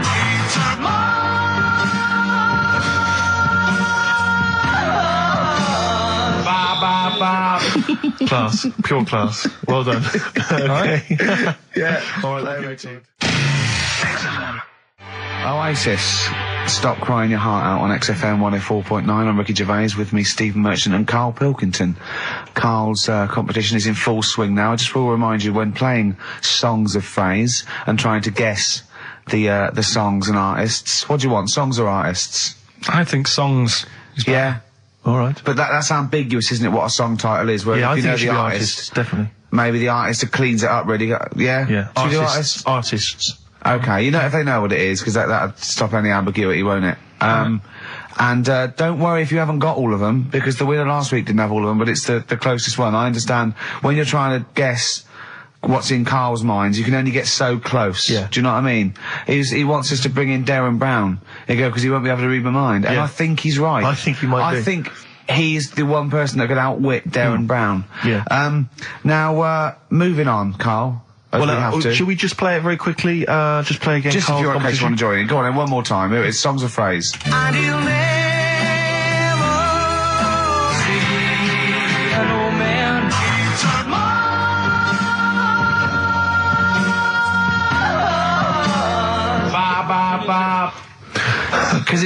Because you have to get, you know, it is very difficult. So, you know, song or artist, we give points if you're close to any of those, and we'll choose a winner. So, you know, do And what the points mean? Crap prizes. XFM. XFM.co.uk slash Ricky. Right now, we got people to send in a little thing for you last week, didn't we? The film Freaks. A little treat. You got a few sent in. You watched it, did you? Yeah. Now, I should just point out that the film Freaks, for those that don't know, was a movie that was released, I think, it was originally made in about 1932, something like that, and then it was Banned for delayed. about It was 50 banned years. for many years, because it did, in actual fact, feature, for want of a better phrase, real-life freaks. Yeah. The bearded ladies being one of the more kind of familiar There's ones. a guy And without there's- arms and without legs. arms, there's all sorts. And it was actually it's quite a tender film, isn't it? And actually portrays them as a kind of dysfunctional family. It's not exploitative in that sense, but what do you make of it, Carl? Well, you were watching it for the Freaks, weren't you? Yeah. I mean, I wish it does take a while to get onto it. What do you mean? Well, straight away I was disappointed, right? Because at the start, like, you put it in, it's like, oh, brilliant. Here we go, you know. I said to Suzanne, we'll watch this, we'll have a good night. Yeah. Have a romantic night. That's it, her birthday. You've got your gloves, now we're going to watch some Freaks. So, put it on, and it starts off, and it's like, you know, the following film, you think, oh, it's like following films rated 15, which means, you know, might contain scenes of violence, bad language and sex. Yeah. Mention nothing about pinheads. Right. So I thought they missed a trick there. Yeah. To be honest. Right? So I thought, well, let's go and watch it. And what exactly is a pinhead? Oh, if you've seen it, you'd know. Okay. Right, so not the best thing in it either. So Oh. imagine that. Okay, so you're watching it. So sat there, I think, right, something comes on, and the little fella's on there, the little fella we were talking about, the Pillow Man. Right. Is it the best thing in it? Now, what's the Pillow Man again? He's a fella who years ago, he's got no arms and legs. Right. He's And just a torso. Just and a rolls, head. yeah. And there's a scene where you see him sort of rolling a cigarette up, just using his mouth, and it's Yeah. like he lights it and stuff. And that's weird. And then what else is on it? Smoking stench of growth. And then there's a little fella on it who is fed up because he looks 5, but he's actually 34. Right. Right? But there's a woman who is 42 and looked 8. So they both had the opposite thing. They were both really fed up.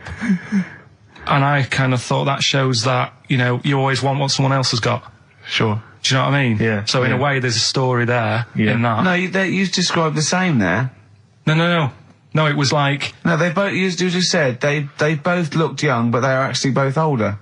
no. This was like a little man Yeah. Who was looked- 35 who was 35. and looked 8, Yeah. and so did she. No, well, the other way round then. What? So she was an 8-year-old that looked 35? Yeah. So, oh, maybe not then. Anyway. No. But that wasn't that weird. I kind of thought it's a slow start and that. Yeah. And then, It's not a difficult film to follow. No. yeah, but I wasn't really listening to what it's all about, just looking at what they had. And they had like a fella who's running about on What just, the head, like he was shopping. you know, they had a fella with no legs and he's running about on his hands and sort of got about on a skateboard, talking to someone about it. They said that's how E.T. was done. There's actually a little fella in E.T. Right. who's just half of, sort of half a body. Is that true? I've no idea. I've never heard that before. Why haven't we heard that before? I've never heard that before. I don't think he would fit in E.T. Because I he's got think- no. Because where's the head? He's got no neck. E.T. It's a skinny little thing. There's a human neck couldn't fit in that skinny little neck. Well, Well, You sure it wasn't Kenny Baker up to his old tricks? what are you talking about, Carl? There's a fella with no legs in E.T. in E.T. they had two fellas, right? I think they had a little, a midget fella. Right. Who did it. And then I think he was off sick and they were like, oh, you know, what else are you going to do? So they saw a guy on a skateboard going by. And said, do you fancy some work? Right. And he's done it. I think someone told me. I mean, it might be wrong. Exactly. Might be wrong. It might be, mightn't it? I mean, you've never been wrong before, so I don't know why you'd be wrong there. So what's the worst thing in it? Now, it's intriguing to me because here's a film called Freaks, featuring real-life freaks, and you're sort of a bit nonplussed by it. Just because it's built up. If you call a video Freaks, you've got to make sure that there's some good stuff on there. Yeah. What were you disappointed about? Was it that? Because there was a few things on it, right? There was a woman who said she was half man, half woman. And it's like, well, you're not, are you? It was just like she had some makeup on. I thought, well, that's rubbish. And then there was a woman who could eat using her feet. That isn't that freaky. Do you know what I mean? She's not hungry, she looks normal.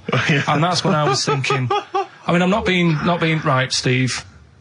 You know I'm not being funny. Oh, here we go.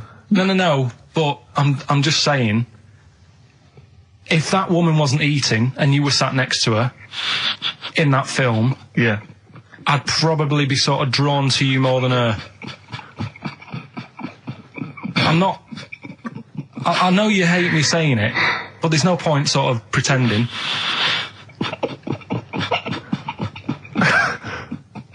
Do you know what I mean? Oi, Muttley, what are you sniggering about?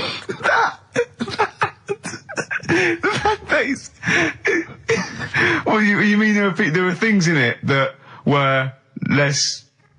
What are you saying? I'm just saying... Play a record. Seriously, I'll slap you. I'm going to slap you live on air. Yeah, but you always get... Right, I'm slapping you live on air, I swear to God. Alright, play a song then. He's playing a song. I'll play the song. Keep the fader up. No.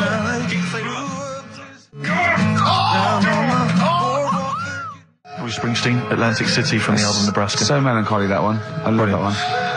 Wow. So Freaks then. All in all, not as amazing as you first hoped. It was built up too much. Do you know what I mean? Really? It's like some films. Is that my fault for getting you excited? I just can't Probably. believe it. I hand you this thing on a plate. I know, but- you know. And I'm not being out of order, Steve. I'm just being honest. We've always said that about this show. We Yeah, only talk about stuff, you know. Yeah. That you know, being honest and that. Yeah, no, sure. And I've always said the first time I saw you. Sure, no, you've always been honest, You know and what I've I mean? always been honest with you. I've always said that, you know, you've got the intelligence and insight of a gnat. Yeah, but if I keep quiet, people don't know that. Sure. Alright, don't Incredibly they do, Carl, because you look stupid as well. Well, you know. Yeah. No, but Carl was being nice then. You don't... I'm just saying, you're a good bloke, and now I've got to know you. Sure. Yeah. Yeah. The first time was weird when I saw you. Yeah. No, And leave then- it. Don't just try to interrupt. Just let it go. No, right. I'm just saying. Okay. The first time, Yeah. it was weird and that, and then weeks go by. And you- okay. And the weird thing is, I kind of thought maybe he's not that odd looking. Yeah. Right? Yeah. And then you went to LA for 3 weeks. Sure. And when you came back, it was like the first time again. Right, Yeah, okay, yeah. No, I'm just- Yeah. Okay, wait, no, stop it now. Yeah. Right, everyone but- stop it now. That No, doesn't- but I just think I'm a little bit more consistent, because I've always thought you were an idiot. I don't want this, don't argue, he was just, okay. No, I just, you know, you know what I mean? My opinion has never changed. I've always thought you're an idiot. No, Just- it's that's just been all through nice. Let's look. Peace. Shut not up, war. fatso. Peace, not war. He's just such a stirrer, isn't he? No, He loves it. Don't think I didn't see you whispering behind the microphone about what to say to Look what Carl. I've just drawn, Carl, subconsciously. Yeah. Let's see. I drew a picture of him, it's going to be on the website. It's not been on the website. No, it's going to be. I drew a little cartoon of him. No, not yours, I drew one of Carl. Right, okay. What are we talking about? That was a... So yeah, no, the Touchy Freaks thing moment. is over and done with. It was all right if you want to get it out on video. Sure. You know, it's probably worth a look. There's a couple of things on there that get you thinking more. You know, it's like how their life is and stuff. Do you know what I mean? How it's affected, and like the little pillow man, or the fella who's got half of his body missing. Yeah. You know, it's stuff like that you think, oh. But what's the one that was disappointing? You said it was a half man, half woman. Yeah, I don't quite understand that one. Do you mean hermaphrodite or half? I can't remember it. Do you mean it was one sort of like it had bits of both? It was just like half a face done in makeup and long hair, then on the other side it had it shaved. I love the idea that you go to this circus and there's people in there that have been sort of persecuted all their life, and they think, well, maybe I can make some money, and then you boo them because they're not freakish enough. I love the idea they go, boo, you're not freakish enough, boo. Oh, you've got bits of legs, boo. Do you know what I mean? Yeah. But there was, I mean, talking about that, you see, why did they join the circus and that? Because there are things they can do. I was telling you in the week that I was reading something on some news website about some sort of Olympic-style games where they're going to see, like, disabled people against able-bodied. Right. Let's be careful here, shall we? No, I'm just saying, though. Okay. Do you know what I mean? So there is other things. It doesn't mean just because you haven't got legs you can't do other stuff. Yeah. And in this race, there's, like, disabled people who are beating able-bodied people. Yeah. I mean, what? Would you go and see that? I don't know. But I mean, it depends. What do you mean? They're beating them? At what? He didn't state what the little races were and that. Little races. Can't help himself. No, little races. Oh look, there's the disabled with their little races. Yeah, they're having another little race. Oh dear. Would you go? Would you go and watch that? Do you remember when Jimmy thought that Paralympics stood for Paraplegic Olympics? The Paralympics? Yeah, it means parallel Olympics. Yeah. He thought it meant paraplegic Olympics. That would be a good site, wouldn't it? Mainly blow football. Right. Right. Okay. So, what was that thing I told you to look up in the week? You were saying, I don't believe you. We're going on about, we were talking about the half man, half woman, Yeah. and you were saying, You can get a sex change on the NHS just to see what you say about that. Did you look it up? I didn't, because I think I was wasting my time. I don't think you I'm can giving have all that done. these things. Little play Interesting records stuff. are annoying No, me but now. you wouldn't do that. You see, You've the annoyed, other thing you've we were annoyed talking about- Steve. You've annoyed Steve on air. I'm sorry about that. Well, it's just too late, Carl. But we were talking about other stuff as well. I mean, you know, talking about operations and that. You were saying, you know, can you have a sex change done on the NHS and that? No, you can. Well, you say you can. I think that's a bit... It's not that important to have done, I don't think. Well, it depends if you desperately want it. It depends if you feel that you're born actually a different sex. Right? And then you went on to say there's other things that are done. Get this, Steve. Someone, if the cat's got a bad liver, Kidney. right, bad kidney, can have it done for $5,000. Yeah, you can have a kidney operation. But what's wrong with that? If you've got $5,000 you want to waste it on a cat, then fine. Get another one.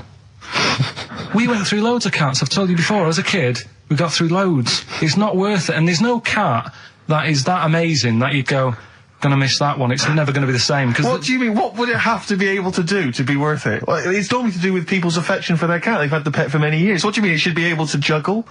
Or No, do just- impressions, and that's why it's worth $5,000? Supposing there was a fella, right? He feels he was born a woman. He's not happy, right? He doesn't want this he's got a knob and a couple of testicles that he does not want, right? He wants a lovely pair of tits and a minge, right? And he finds out that he gets a cut price. He gets, you know, a cut price sort of operation, a dodgy backstreet transsexual maker. Right, $5,000, knockdown price $5,000. It's done with a blunt knife and some chloroform, right? But But why do you go have it all done? what? You mean just like have the knob trimmed and wear a bra? Well, yeah, I mean, are you saying if you have it all done you get some sort of offer? If you give them something? No, I was being flippant. I'm saying I was trying to get down to $5,000. Supposing there was a fella who had $5,000 to give away, right? Some old woman with her cat is going to die. Or some fella who wants his knob chopped off and a lovely pair of tits put on. Who would you give the $5,000 to? So, hang on a minute. So, there's a fella who wants to be a Jesus. woman, Yeah, and there's a woman who's got an ill cat. yeah. Ooh. You see, I'd be annoyed. Whose is this $5,000? Is this my savings, or...? No, you get given $5,000 and you go, but you've got to give it to a charity of your choice. And it's got to be one of them. You give them Right, I'll tell you $5,000. what I'd do. What? I'd find out what the cat looks like, get a replacement, right? Say it's had the op. She's loving it, thinking it's happy again. Yeah. Give the fella the money. Right. Do you know what I mean? Well, so you're basically saying that you'd rather have the bloke have his knob cut off and stuff than I'd save have the to have a cat. chat with him first and say, what's your problem? And say, why do you need this doing? And I think they go through that. I think they go to counselling and live Just as to a woman check. for Like yeah. a second opinion thing. I'd just be saying, right, are you sure? Yeah. But $5,000 on a cat, it can only be for people who have got loads of money, right? And it's like, well, $5,000, it's nothing. Well, I think this debate will rage on. Should we play a record and come back to this? Think about it, though. Yeah. Bit of White Stripes. SIBO, Bitter End on XFM 104.9. I'm Ricky Gervais, with me Steve Merchant and Karl Pilkington. Karl, you're looking all flustered and confused again. Still sort of don't get it. What don't you get? Well, that's a long list, Rick. Yeah. The, you know, if you have your... Knob cut off. Yeah. It's because they feel like they're actually born a woman, and they're not living right. They can't live properly with all these things, you know. Well, I mean, there are people that are genetically the other gender. They've just grown, you know. There was one woman actually who was a scientist researching it and found out genetically she was a man. She had Y chromosomes. Well, this is something different. This is both psychological and everything else. Sometimes it's that thing again, isn't it? You can't always have, you know, what you want. It's like I'd like to have hair. Do you know what I mean? But it's a bit easier. You can wear a wig. You can't go round really. Well, you can put on, you know, false breasts and tuck it in. That's just it as well, isn't it? You see, you say, you know, you could have the operation done and that, and yeah, you might sort of feel as free as a woman down below and that, but at the end of the day, you still look like a fella. Yeah, here's a bra and a split tennis ball. No, they'd be just like Auntie Nora. Do you know what I mean, though? Well, yeah, but it's about their outward appearance as well and how they feel publicly. Don't forget, a transsexual, it's not a transvestite. This isn't just a builder in a dress. They have the hormone replacement as well, so they get estrogen, so they and electrolysis, so they have, you know, their face looks different, they don't go bald, they're slighter, they you know what I mean? They're the real thing. A transsexual is now the real thing. Biologically and politically and... But they'll still be a man, won't they? Well, it'd be embarrassing if they don't tell their new partner and there's pictures of them, you know, down the pub when they were 24. But you probably sort of get over that, don't you? They go, "Who's the fellow with the beard drinking the yard of ale?" That was me. Well, interesting story. Probably should have told you this before the honeymoon. Do you know what I mean? It's like, you can have all that done, right? There's stuff, you know, you could have your bits done, right? You can have, like, false teeth, but you know that when you see an old person with a good set of teeth, it's like, well, they're false. There's no way you've got good teeth like that if you were brought up in, like, the 30s. But what would you do if Suzanne said, "Look, I've got a terrible secret," and she shows a picture of this kid, this little boy, growing up, you know, playing football, and then the pictures stop at 20, just before you met her, and she goes, and she shows you a nice pair of bollocks in a jar. She goes, "They were mine." Well, first thing is he'd take back the gloves he bought her last week.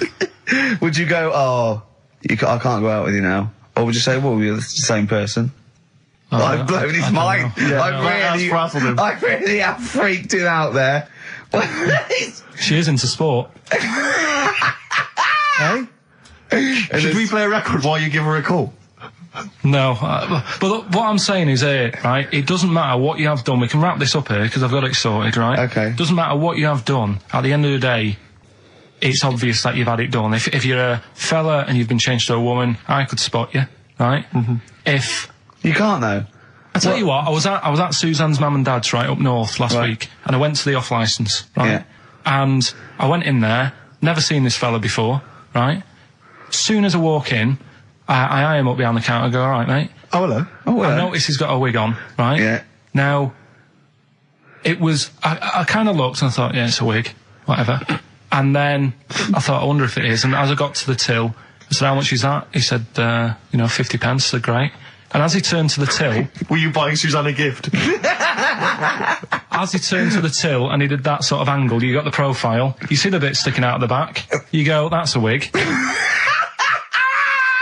I know what you mean. Yeah. I know what you mean. And it's like a little, it just the last inch just lifts away from the neck. Yeah. Yeah. Now, everybody who goes in that shop will probably know him as having a wig and that. He keeps him happy, but everybody knows. So, what I'm saying is, it's like... But could I just say, transsexuals put in a little bit more effort than a fella who's plonked a rug on top and held it down with some duct tape. Do you know what I mean? You know, the only giveaway often with a transsexual is the big hands. They can't do anything about that. That's the only thing, you know. Right. But, But I mean, transvestites are different. You know, they are builders in the dress. You go in a supermarket, you turn around, you see a 6 foot woman, huge head. You go, all right, love. Do you know what I mean? You know, down below, she's packing more than us 3 put together. That's what I'm saying. But you know what I mean? That's when if Eddie Izzard, right? You're meeting Eddie Izzard, right? Who likes to pop on a dress now and again. Right? What's the politics with that? Do you go, because he walks in, he's all in evening gown, and he goes, all right, Carl. And you go, all right, Eddie. And it's in a busy pub, and you go, oh, why is he? And you go, do you say, do you want a pint of bitter? And slap him on the back like you would a mate? Or do you go, that's lovely. That's a lovely dress. Do you know what I mean? What do you do? What do you do with a transvestite? Would you compliment a transvestite? On their lovely dress? If he was wearing a nice dress? In the same way that you would if Suzanne was wearing probably a nice in a frock. different way. I'd probably say that dress, you know, looks nice. Be even nicer on a woman. Right. Do you know what I mean? So you try and change the way they think. Yeah. Yeah, you'd want to teach them a lesson. Yeah. Sure. In a way. Yeah. It's just, it's one of them things I can't get my head around, to be honest, right? I can handle hairy Chinese kids. Yeah. Is it true to say that you've never been able to handle a transvestite? So I'm just going to add that to the list then, Carl, of things you can't figure out. It's now 4 volumes. Snoop Doggy Dogg, obviously, in the classic What's My Name? Yes. XFM 104.9. We've done that, so that's good. We've done... So we've solved the whole transvestism issue. Yeah, let me just check. We've done hairy Chinese kids, people having their knobs cut off. I think we've touched on the war as well. We've sorted that out. We've done freaks, haven't we? We've done freaks with no arms and legs, haven't we? Take that. Just don't think there's any other areas of possible offence. Have we done Forrest Gump in a wheelie bin?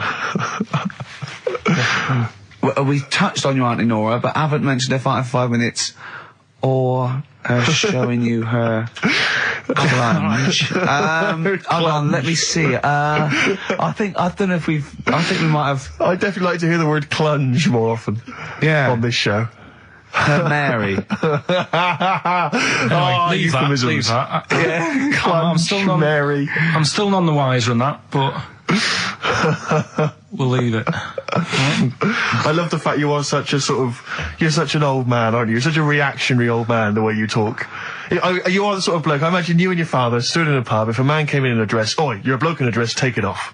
We were talking, I don't know, last week we were talking about things that you can sort of say and do when you're sort of like 40. I thought another one, nod to a policeman. Yep. Definitely. They're on the beat, they're going along, you're going your duty, you're going on, yeah, I know you're alright. I know you're alright. Yeah. Never mind these youngsters shouting at you and knocking your cap off. Exactly. It's that you can nod at If you're 40, you can nod at a copper, because it's like going, I know what you're up to. It's a difficult job and you're doing it well. Yeah, I respect you now. I didn't when I was young, I know what I was thinking of. Well done, mate. Well, I like the one you mentioned last week. You're now of an age where a van driver might ask you to back him into a parking space. Yeah, well, you don't feel, you go, get out of the way. He wouldn't even consider No, get out of the way. Yeah. If you're under 30, you don't even consider. It's like I was thinking the other day, if I was in a pub with my dad and say his mates and they're all sort of 40 or 50, there is not one of them that would turn to me first with a pint of bitter and go, taste that, see if is that off? No, they wouldn't. They wouldn't want would your never opinion. Consider me. My opinion is the last one they're interested in. Yeah. Is that off? Things you can do over, I think, maybe 50. Wear a flat cap and not like a frat. Yeah.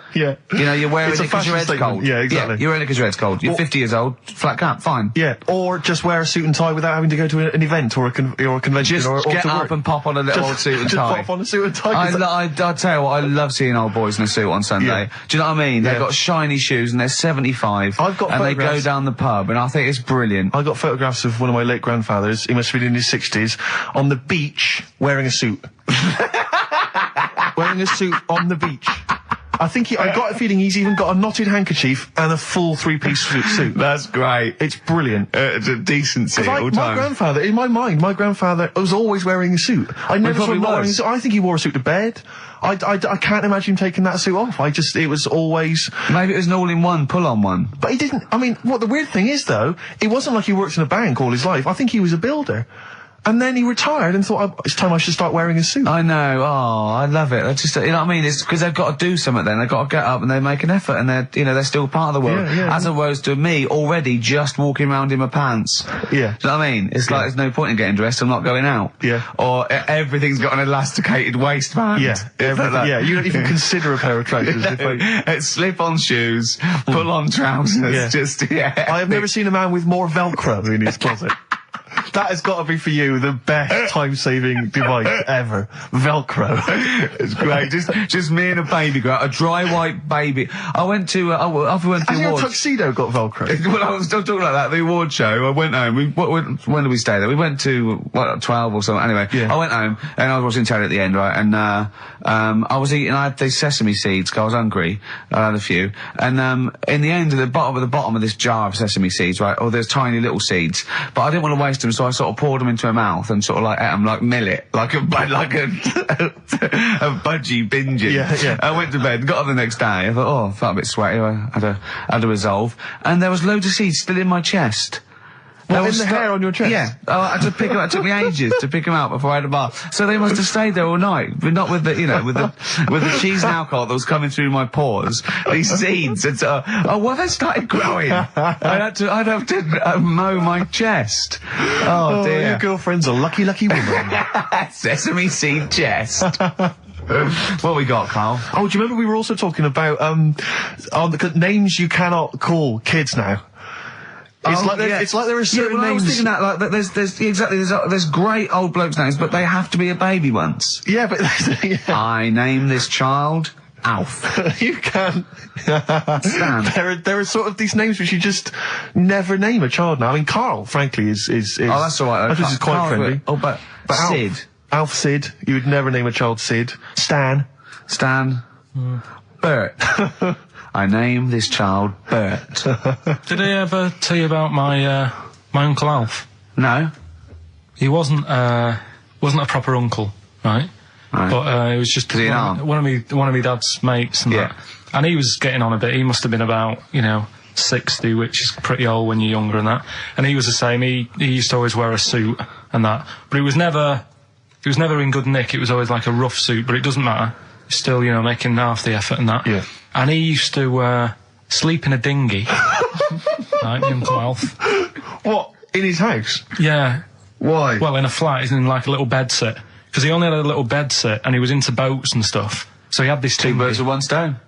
Had this little dinghy, had a little flat, thought, well, it's tight space and that. He had a dinghy as a bed, and he had 2 tellies, right? He had 2 tellies, one that the sound worked on, the other one only the vision worked. So if you wanted to watch a programme, You had to turn both on. put them both on like BBC One, turned one up and watched the other one. Wow. That's extraordinary. From his dinghy? Sat in his dinghy. That is brilliant. It was an inflatable dinghy, it wasn't like a wooden. Yeah, an inflatable one, yeah, big inflatable Did you one. ever go around and visit him? Yeah, now and again. Was it weird seeing a 60-year-old bloke in a suit in a dinghy inside watching 2 tellies? It's weird out at the time, I thought. Which of the TVs stopped working properly first? I mean, did he... let's say the sound went on one of them. Yeah. Did he carry on watching the other one, hoping that the other one was fine? Or No, he did went and got a new telly, and then the vision went on that, and he went, oh no. He went, hold on though. Wait a minute. I've got another telly in the wardrobe that I haven't used. It must have been like that. Yeah. Wow, he sounds brilliant. Is he still alive? Yeah, he's still around, yeah. I haven't seen him for years, but he used to... Be all right. Was he married? Be all right. I think that's what happened. I think his wife passed away, and that's when he had all this... he had a boat. And it's like, oh, where am I going to put it in a bed sit? And it was like, hang on a minute. Yeah. You know what I mean?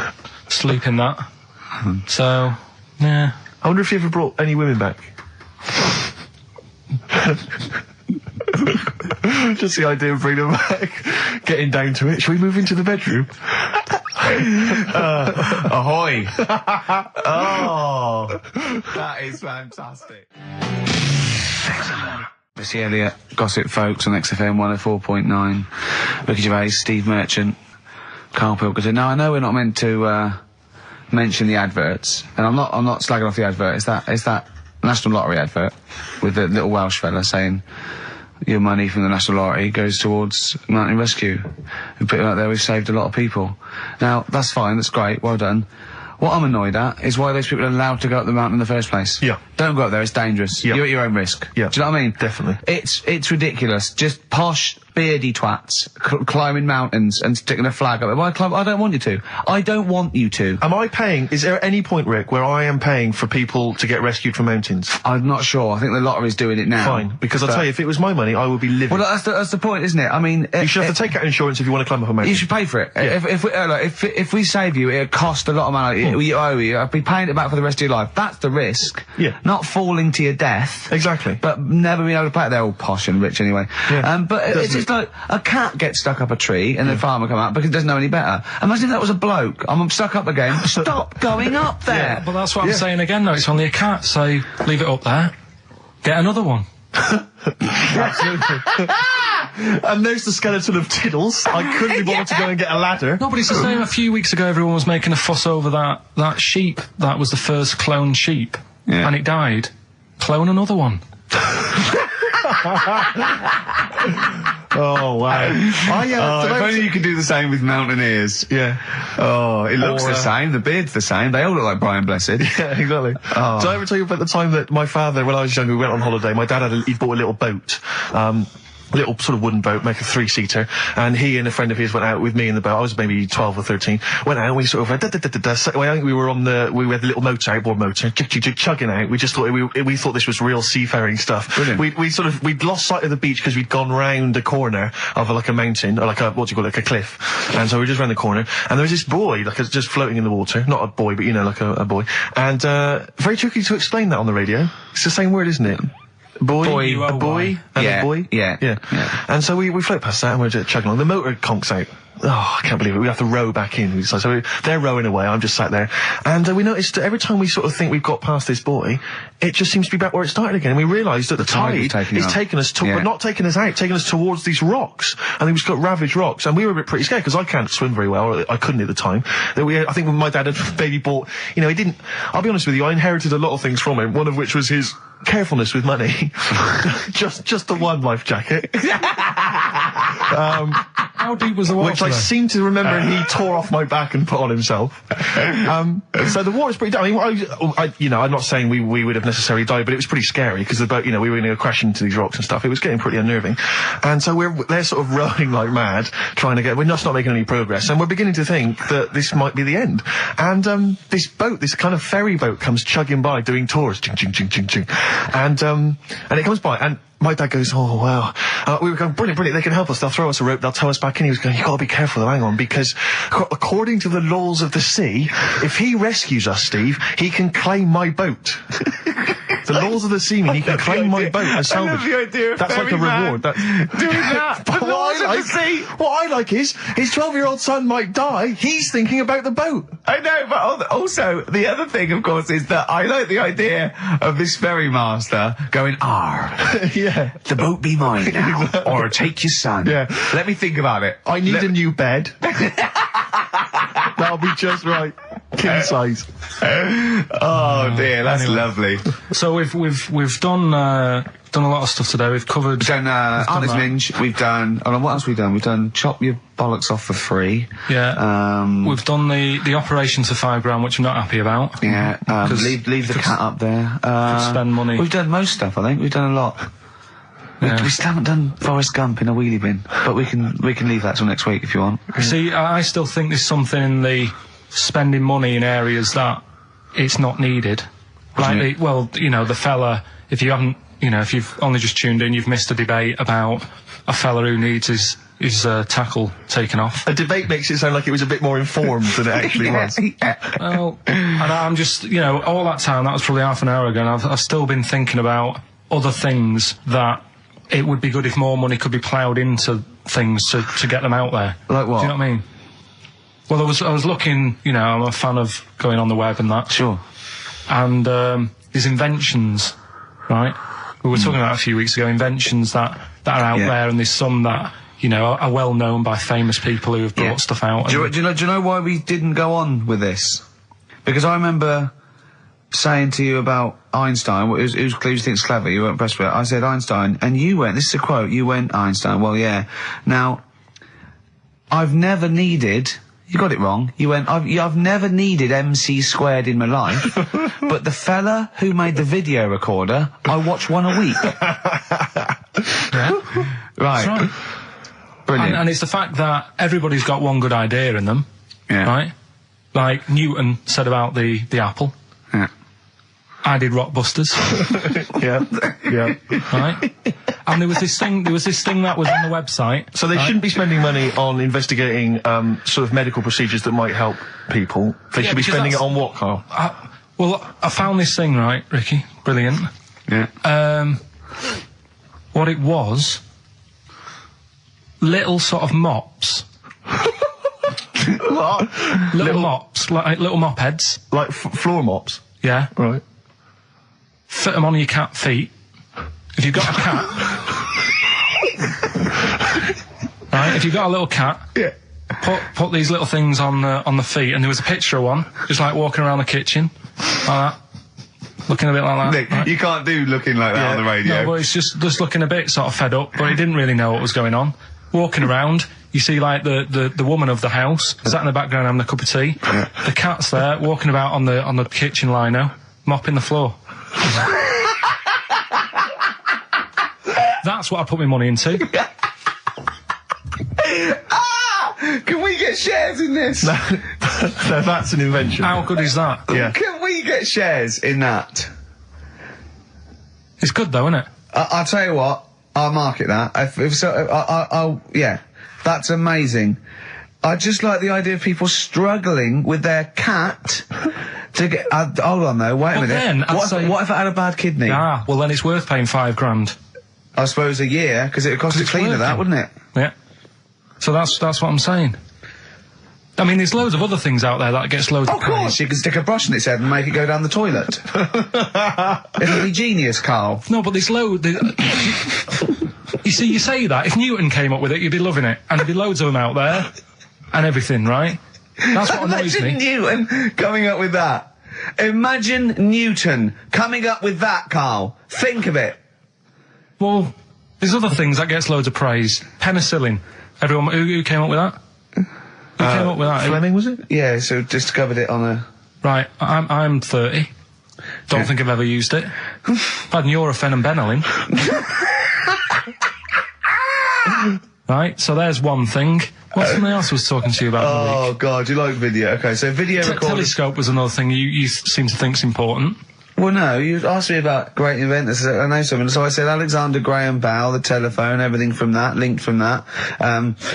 John Logie Baird, television, Marconi, the radio. I said Galileo, I was naming you stuff. It wasn't that, I was just saying that I think those things are more important than Rockbusters. I think they're better ideas. Telescope? Even a telescope? Carl, play a record because there's a website. I must try and find it during this record. It's got loads of inventions. I think you're going to love. Vicious from Lou Reed. Always a joy. Yeah. XFM 104.9, Ricky Gervais, Steve Merchant, Karl Pilkington. Carl, someone pointed me in the direction of this website, and I swear to God, these are real inventions. Okay, that real inventors have applied for patents for, you know, so that they own the copyright. Why don't I come up with one, a real one, Yeah. and then you do that Well, I one, think some of these- and Carl has to vote on which he thinks the better invention. I think some of these, Carl, you are going to be absolutely excited by. If you love the little mops that go on cats' feet, I think you'll be Okay, excited well, I'll by throw some of one these. up to start with. Have you got one there ready? Yeah. The X-ray machine. All right. Oh. So we've got the X-ray machine on the one X-ray side. machine, Carl. Think of that. So, you've come to me with this doesn't need, idea. it goes through opaque things. It doesn't need light. It excites. It can. Well, you know what an X-ray So machine what's can do. happening is, right, I'm sort of head of some business, I've got a load of money. Yeah. You're coming to me with an idea. Yeah. Yeah. And Steve's coming with me to an idea. I've got, say, $5,000 and I've come with you. I said, look, I can do transvector operation. You go, I'm not interested. I said, my cat needs a kidney operation. You go, I'm not interested. Right? I've come with you with an X-ray. Meanwhile, Steve walks in with. Well, firstly, I'm going to offer you, this is patent 5571247. You've got the X-ray machine. I'm going to come to you with the self-containing enclosure for protection from killer bees. Tell me more. All right. Well, it's like... Tell me more. A self-containing enclosure for protection from killer bees, comprising an enclosure formed of a flexible, transparent plastic material, basically that will protect us from any killer bees that might be in the area. Useful? Yeah. Don't decide yet. Okay, I'll come up with another one. Refrigeration. Refrigeration. The combination toy dog and vacuum cleaner. Let me read a bit more, don't judge yet. A toy dog closely resembling a real dog and having a hollow interior in which is mounted a vacuum cleaner having a suction hose which is retractable from the tail end of the dog. This enables vacuuming a dog after a haircut and grooming without causing fear to the dog, because it thinks another dog is in the room. Sorry. This is a decoy dog to make the dog not realise it's being vacuumed, thinking it's making a friend. There's a picture of it. Carl. Do you see what we're talking about there? That's a dog that looks... It's a fake dog. Also, do you see that why the cat with the mops is on Steve's side, and why sort of X-rays, refrigeration, things that are on my side, and Newtons and MC squared, as you... Can you see the difference in these can you see the pattern emerging and the difference? Yeah, but you see, to me, which are you impressed by? Are you impressed by the sanitary appliance for birds? I'll have a look at it. It's if you've got a domestic bird, maybe a budgerigar or something, but you're tired of it crapping everywhere, these are very tiny nappies that go on a That pet, is real, isn't it? Look, there's a picture, there's a diagram. Can there. I put the microwave up against that one? I know I need the big guns to come out now. Oh, what are you thinking? I know you're Budgie excited. nappies or the microwave? it's weird because... Carl, are you tired of petting your dog or cat? I bet you are. That's why you need this patent pet petter. It is an arm on a piece of wood that will go up and down and stroke and pet your dog for you if you've not got time to do it. Well, I can only put up interferon, the cancer cure, against that one. Exactly. Yeah. You see, a lot of these things... These are all genuine inventions? Yeah. And if the time was right, we'd say, get 'em made. Do you know what I mean? If there was a bad swarm in London, I'd be saying, get the bee-man on. Yeah. Right? What, lose the X-ray machines? I don't care about broken bones for now. Well, at that moment in time, that would be more important than... Do you know what I mean? We know people have been stung. We don't need to look inside them. Sure. Do you know what I mean? It's all about... It's like the telescope now. Isn't it impressive?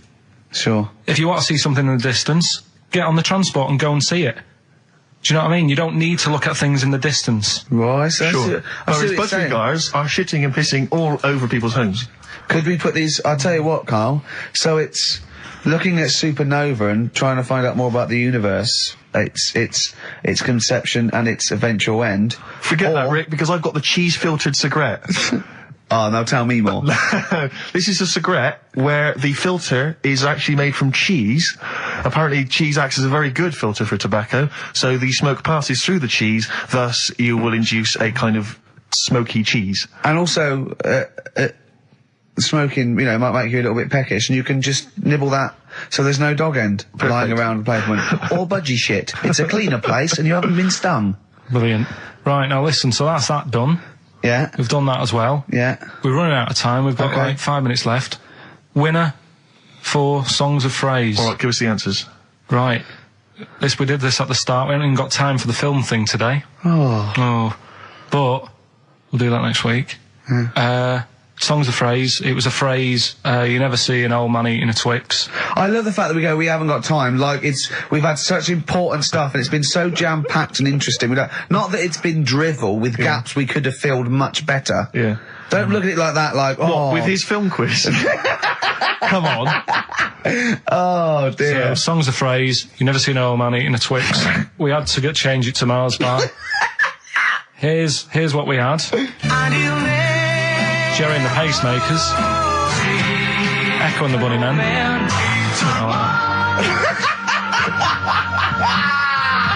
David Bowie, and the Beach Boys finished it. Oh, what do you mean I thought that one was? What do you mean? Who's the winner? Oh, it doesn't matter. You got to give the answer. Who was that one you didn't know it was us?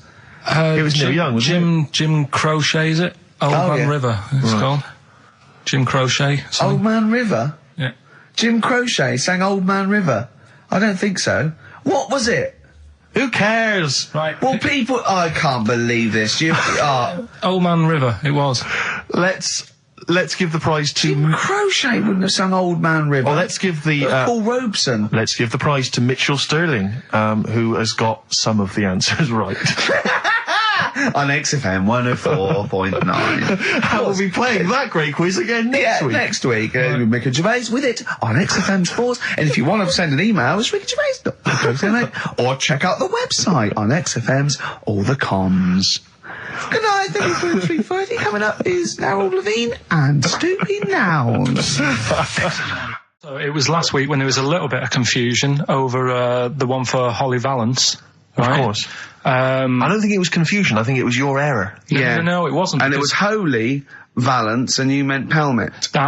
Then Becky, who called up that time and said, if you're getting mistaken with Pelmet, right, she sent me an email in a week saying, I've done a bit of research. Yeah. It was my fault. I've made an error. Yeah. It is a Valance. Okay. And I know about Valances. As I told you last week, at the very end, my auntie loves them. Yeah. Right? She makes them. She started off just like putting them on top of the sort of window around the curtain. And then she thought, I can do more with this. Yeah. And she had a little coffee table that had magazines underneath. And she said, I'm sick of seeing them magazines when I'm sat down. She sounds like a Pilkington. So...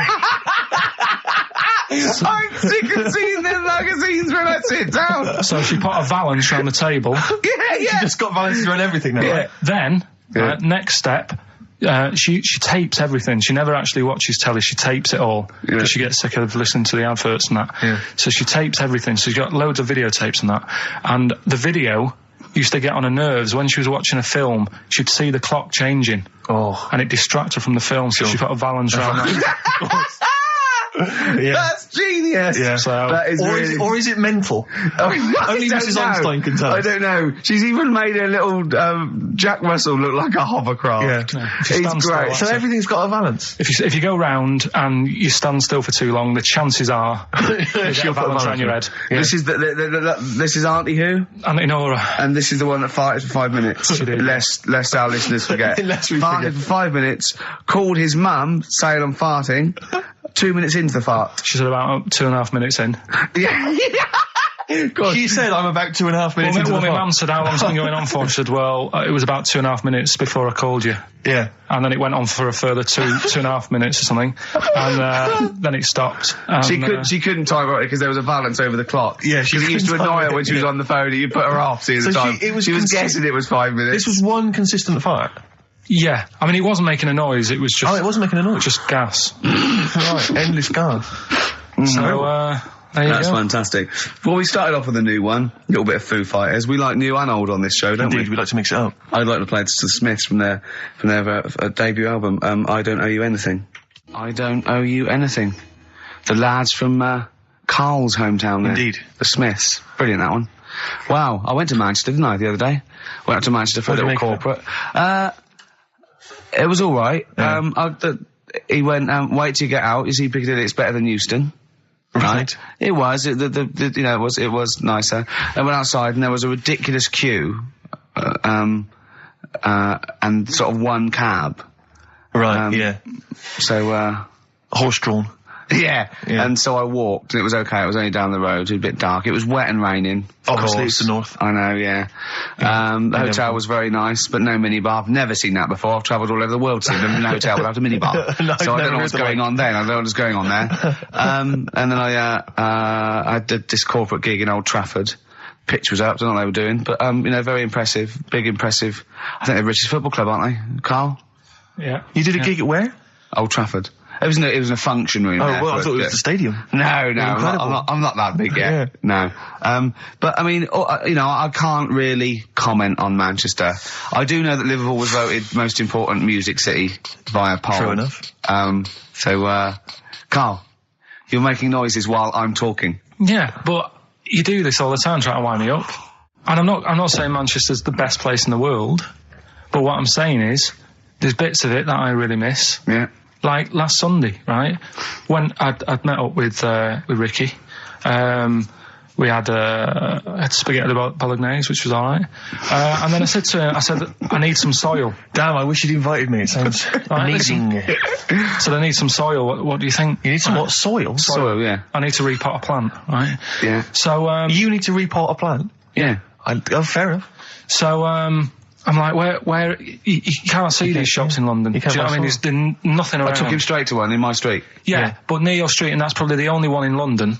Well, you say that, Carl. No, it does annoy me. Round my way, it's like, you know... You can't move for soil shops. You can't. There's earth. You can just pick up handfuls walking down the street. Yeah, incredible. Which People is- just lean over into someone's front garden. No, you can take the plants as well. No, but what I'm saying is, Go on. Manchester, there's loads of decent hardware shops. Yeah. Here, you know, if you want a panini and a latte or whatever, you can't move for them. But for soil, I had to go virtually how many miles away from me to carry that soil home and stuff.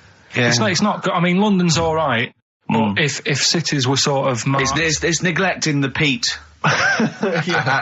market, really, Well, isn't there's barely any mulch available Rick, in central London. I'm sick and tired of not getting a good decent compost of a Sunday. Indeed. So, It sickens me. I'm thinking of moving to the north, where there is loads of soil and gravel.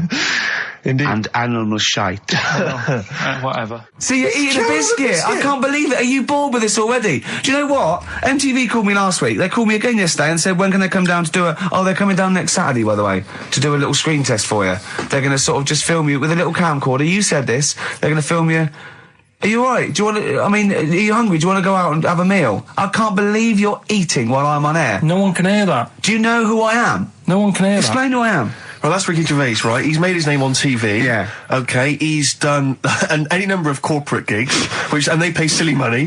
So, I mean, this guy's earning, and really earning beyond his talent. All right? So I think I deserve a little bit more than a little mank eating a biscuit while I'm talking. Rick Gervais? Yeah. Have you won a BAFTA? Yeah, too. All right, so just a little bit of respect. Yeah. Yeah.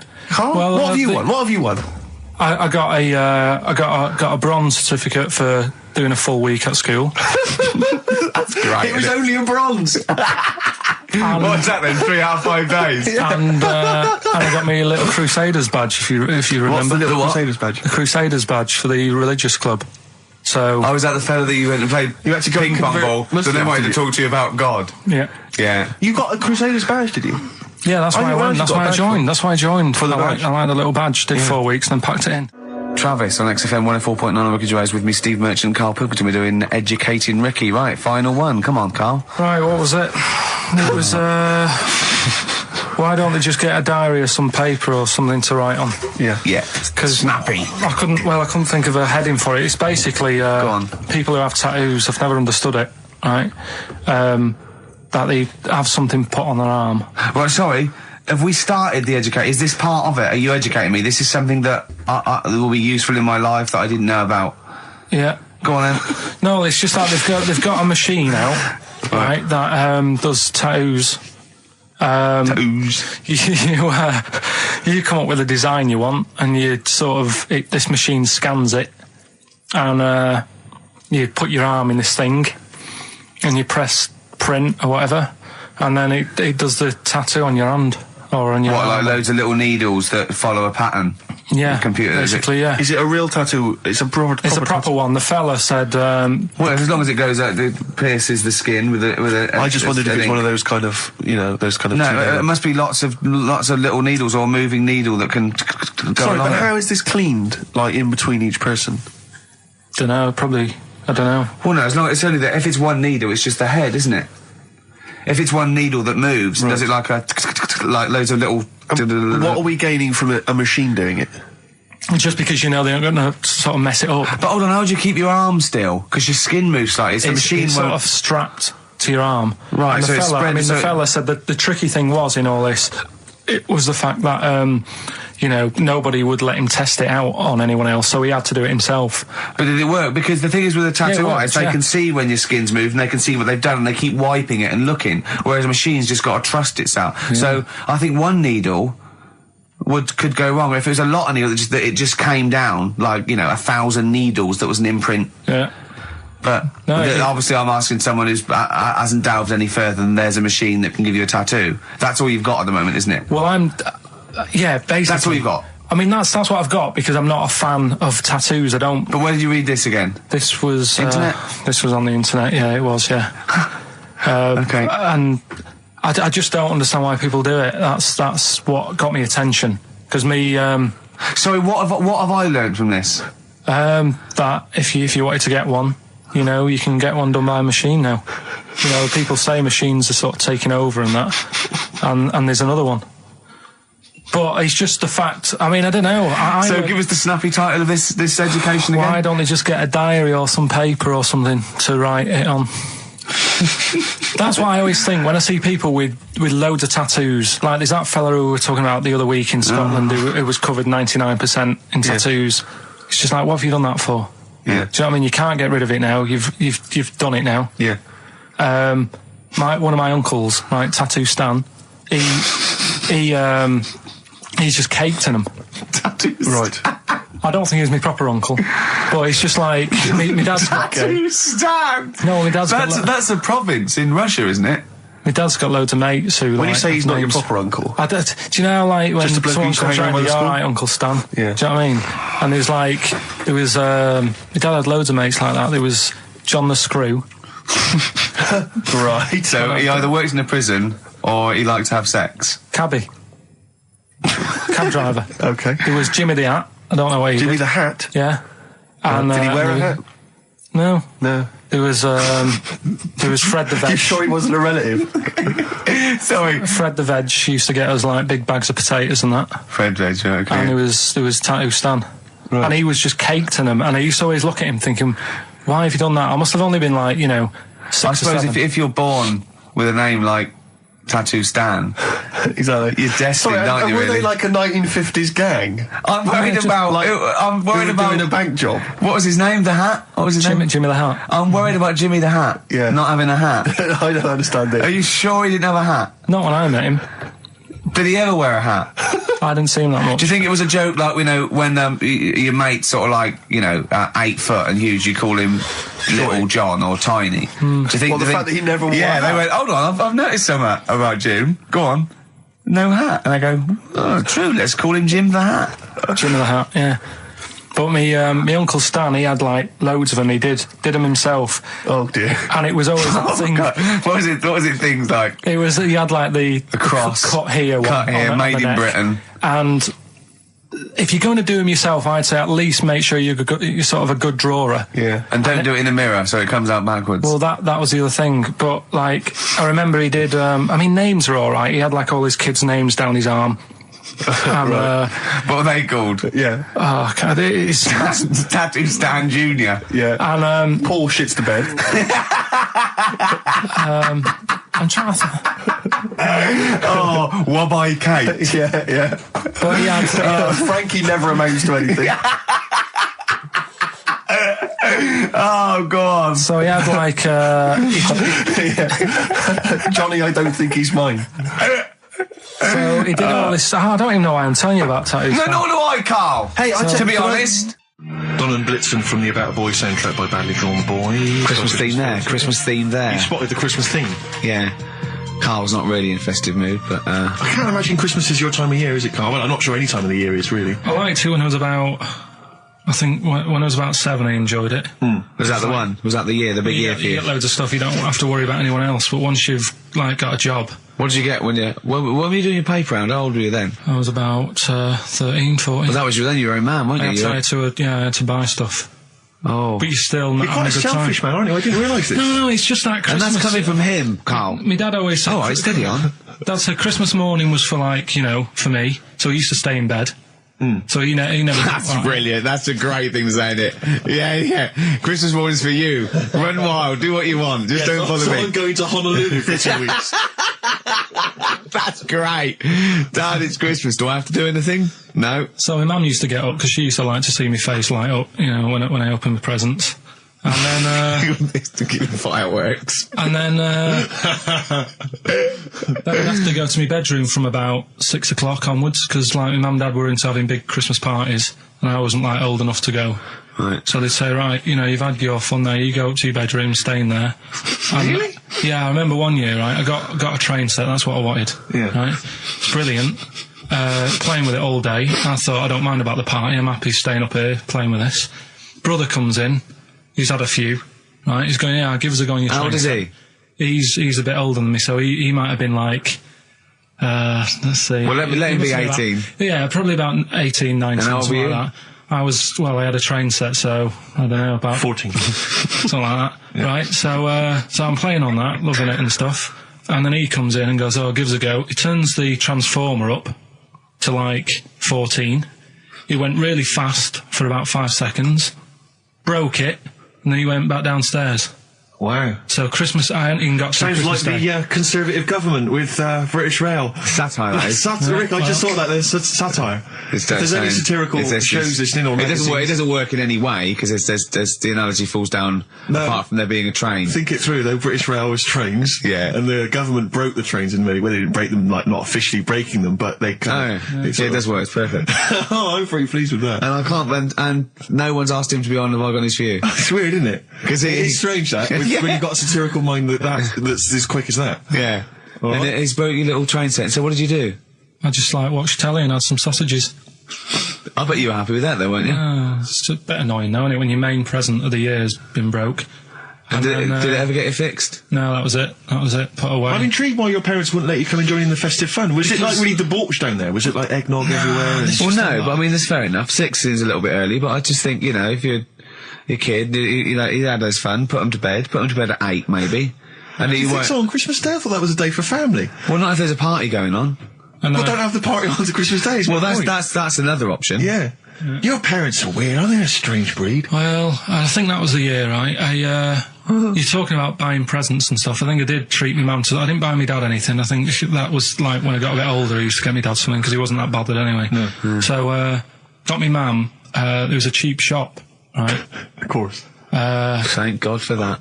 Called Snips. Right? So I went in there and I thought, let's see what I can get her. And remember Victoria Plum? I don't think so. Well, it's like a fairy character. Right. Right? And my mum's into gnomes and stuff, right? So I thought, right... She must be pleased with you, then.